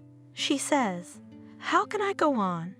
She won't forgive me, Harry, and neither will you." And Adam, he cuddled up to his mother, hugging her, saying his own things to her. And I felt sorry for the poor head. He grew up without a mother. Who would teach him life? A mother to a child, whatever she is. Don't make another orphan out of Adam. Let them raise their own child, if they've given birth. How could she? Claire was indignant. To abandon such a lovely boy. And that's my sweetheart. She must have been a breed. She'd live like a human being, and then she'd do something nasty. So we agreed that we wouldn't say anything to Harry, and we'd start our lives all over again, as if she'd never done anything wrong. It's not uncommon for young people to have disagreements and quarrels between husband and wife, but as they embrace and sleep in the same bed for a night. All the past will be forgotten, and there will be peace and tranquility in the house again. Didn't it work out that way for them? Claire asked. I don't know. Harry was making good money. I tried to help everyone. Kelly, that's my daughter-in-law, tried not to spend too much money, so they decided to separate. At least a little, but to have their own place. They moved from me to a one-room apartment, and to pay for it took, as it is called now, a big loan for housing exactly. A mortgage? That's what Claire said. That's the one. Margaret rejoiced, a forgotten word. They live on their own. And what about me? My eyes can't see, my ears can't hear what's going on between them. Whether we lovebirds live amicably, but only in peace, I have not known since then. I wondered if Kelly would bear it, if she'd keep her temper, or if she'd go back to her old ways. She didn't hold back, so she went out again. Claire said yes to Paula. She has. Maybe she inherited it from her parents, but she had a nature that couldn't be overcome. Was my son worth it, to change him for swindlers? He doesn't drink, he can't stand it. Well, he smokes. It's a hard job. He's used to it. He's never tried tobacco before. He's not a bad character. He doesn't pick on little things. He does everything for the house, everything with a smile. Kelly sleeps in the morning and won't go to the baby. I boil sometimes. It's not a good thing for a grown woman to lie in bed until noon, until the sun starts to blaze up her ass, but Harry just smiles. Let her sleep, Mama. She never slept so sweet as she did at your place. How did she do it in her apartment? Claire wondered. I suppose she did. I've only been there a couple of times, and then I've come with my own hotels. She said, "Oh, Mama, how delicious! What pies you bake!" She praises them, but she puts store-bought sausage and cheese on the table. I found out later that she started treating Harry badly, too. She'd disappear for a night or two, and he wouldn't say a word, wouldn't bother me. That's when I wished I'd warned him. Watch your wife. She's not averse to running off to the left. And then Kelly, our dear Kelly, she started drinking. One day she went to the store and did not return, but now she left with money, all that was at home, earned by her husband, took with her. She will come back, come to her senses and come back. How can she leave her son? Margaret comforted Claire. No, honey, she's not coming back. She's dead. She had an accident. Claire, who had not expected such an outcome, covered her mouth with her hand in fright. Margaret continued her sad story. She was traveling with a man, and they died together, whether it was her half-lover or another unknown. I don't know the details.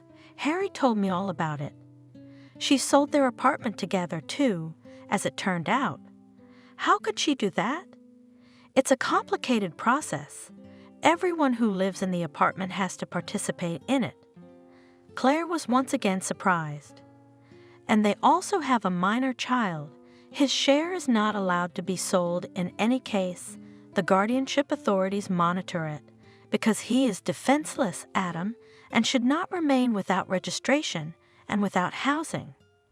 Claire was aware of a lot of the legal laws by nature of her job, so she sold it to some crooks. There's all these black whatchamacallits nowadays. Black realtors? That's what Claire said. Yeah, that's what her half-lover set her up with, and got Kelly to do the paperwork.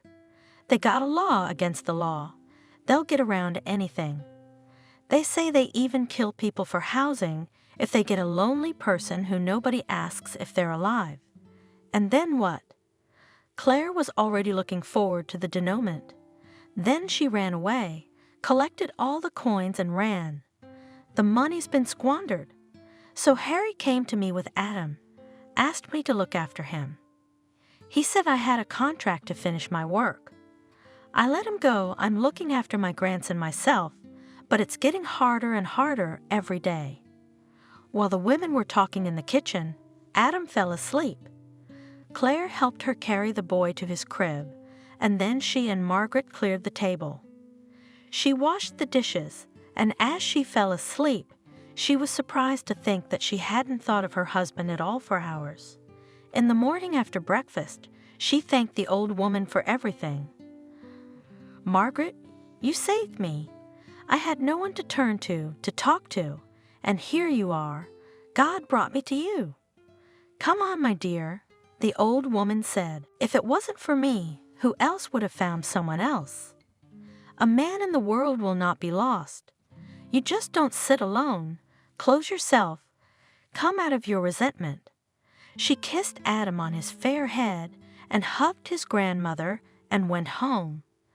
Promised to come back soon.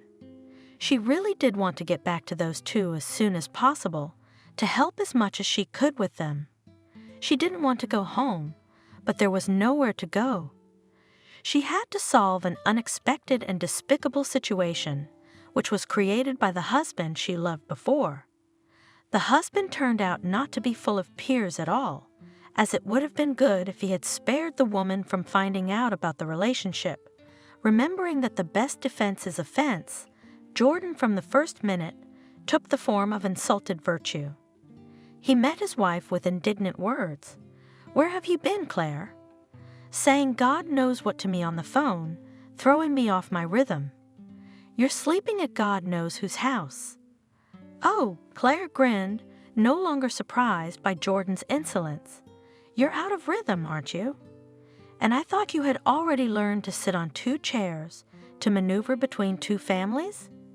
Well, I haven't succeeded yet." She saw that Jordan had lost a little of the high ground from which he had intended to speak to her. He shrank back and lowered his head.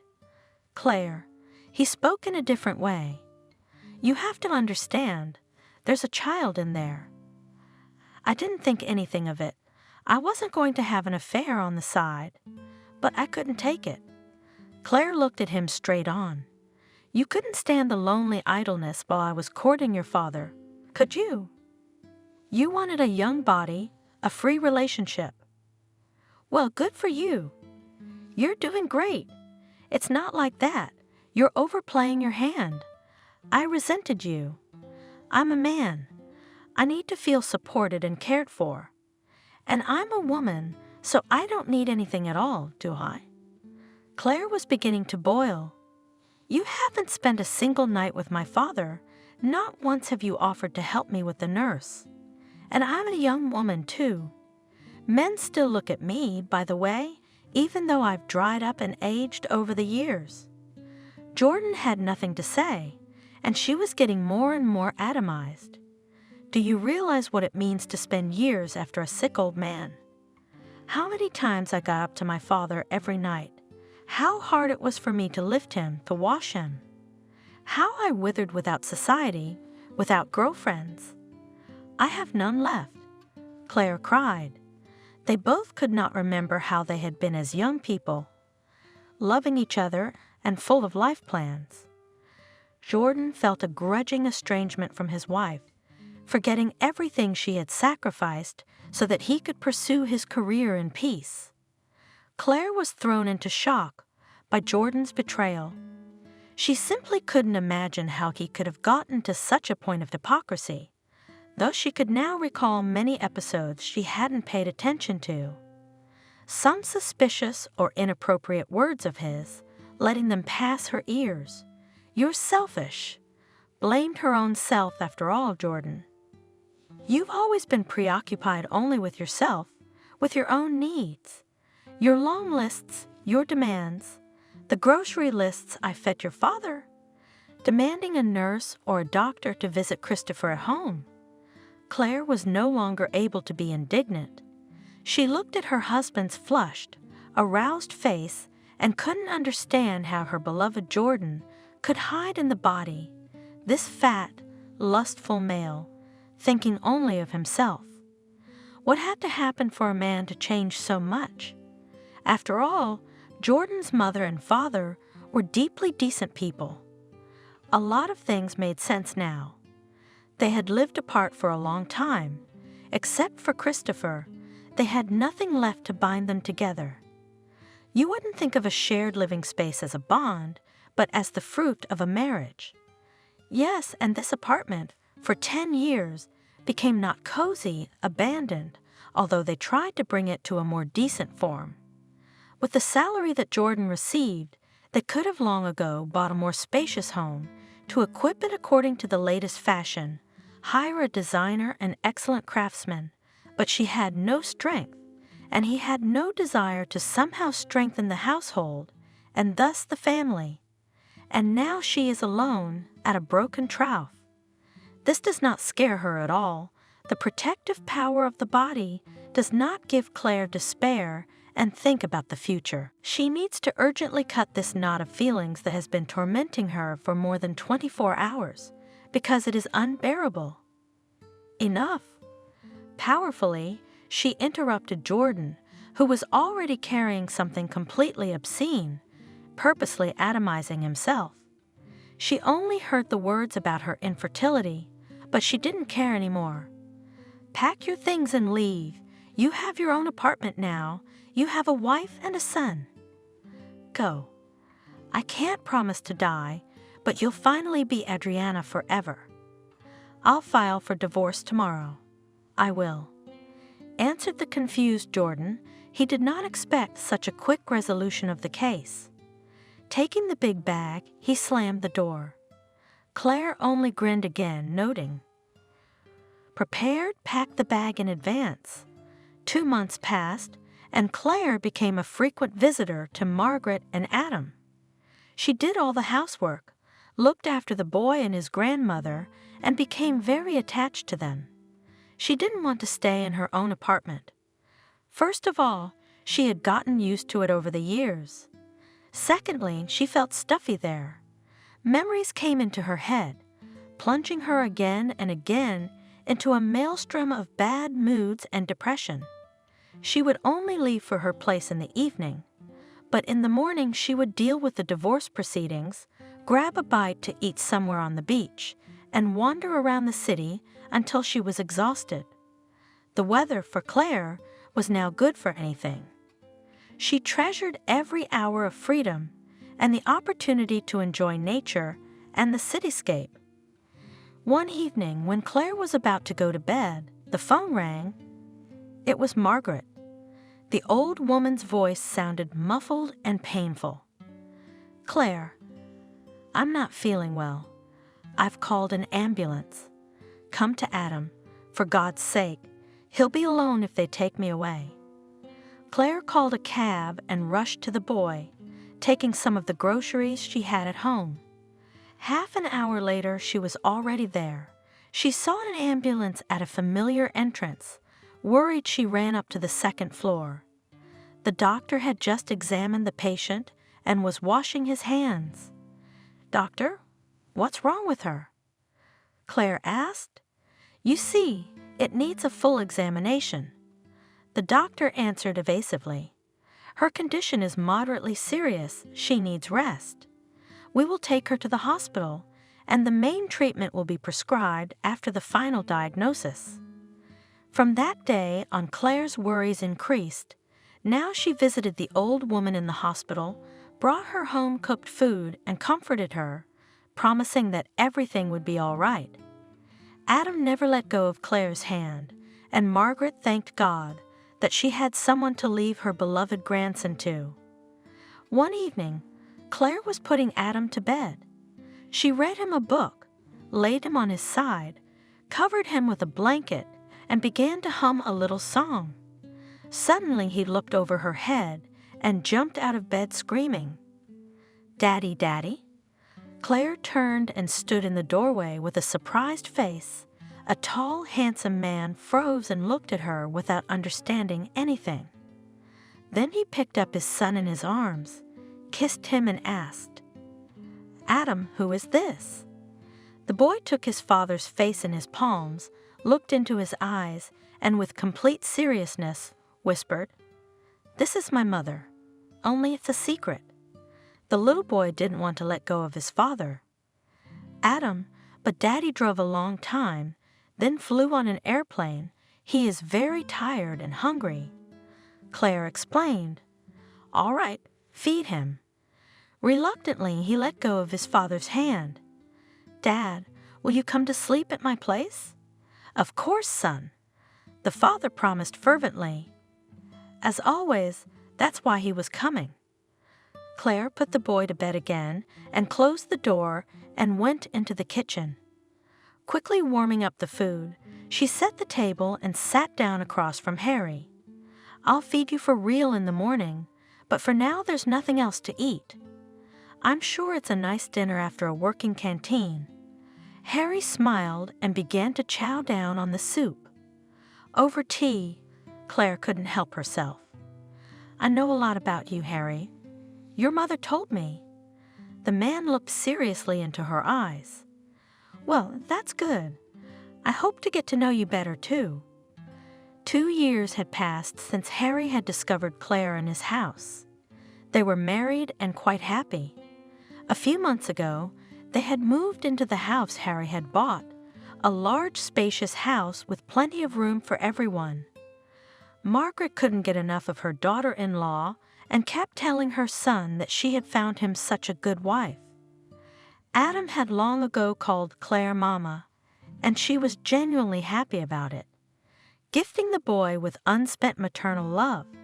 She was picking out an ice cream cone near the summer kiosk when a man's voice called out to her. Turning around, she saw Jordan. She recognized her ex-husband immediately, but was struck by the change in his appearance. Jordan had grown old and flabby. His stomach hung over the strap of his pants, and he looked untidy and unkempt. "Hello, Claire." Jordan came very close to her and wanted to reach out his hand or hug her, but when he ran into his ex-wife's gaze, he got embarrassed and lowered his hands. "Hello." Claire answered not so much coldly as indifferently. She was deeply indifferent to this strange man, and the meeting did not please her at all. "How are you?" Jordan asked, looking the woman over from head to toe. It was the same old Claire, young, slender, and beautiful. Only better then? Probably over the years, she had gained self-confidence, the kind of confidence that only loving and beloved women have.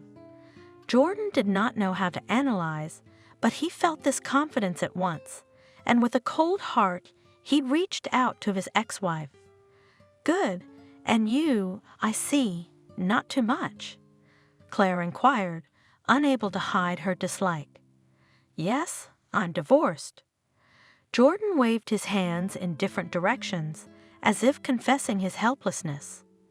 Though Claire didn't ask him any questions, he began to tell her in a hurry. "Adriana, she lied to me. It turned out she didn't have a child with me. I spent 5 years raising someone else's boy. Do you understand, Claire?" He looked at Claire again, as if complaining of injustice and asking for protection. "Well, what can we do? It's not the child's fault," Claire said, and then she made up with her ex and went to him. Just left a note on the table. Some people don't leave notes. Claire grinned bitterly, remembering her past experiences. However, now everything was almost forgotten, and she didn't want to remember, not to have anything to do with her ex-husband, not even to stand next to him. It was unpleasant for her. She looked away impatiently, waiting for Jordan to make way for her. "Claire, I'm so sorry to you. You know, I miss you so much. Why don't we try to start over? You love me, and I love you. You're too late, Jordan. With your love, I don't need it now."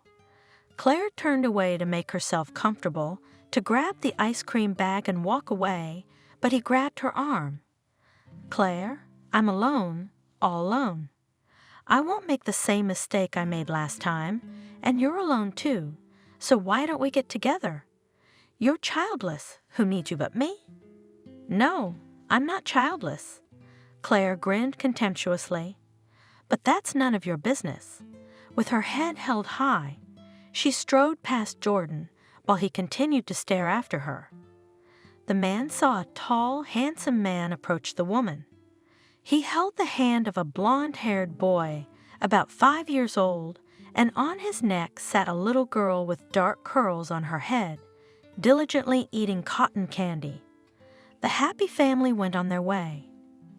Jordan stood and looked after them for a long time, thinking that he himself had given his happiness to this stranger.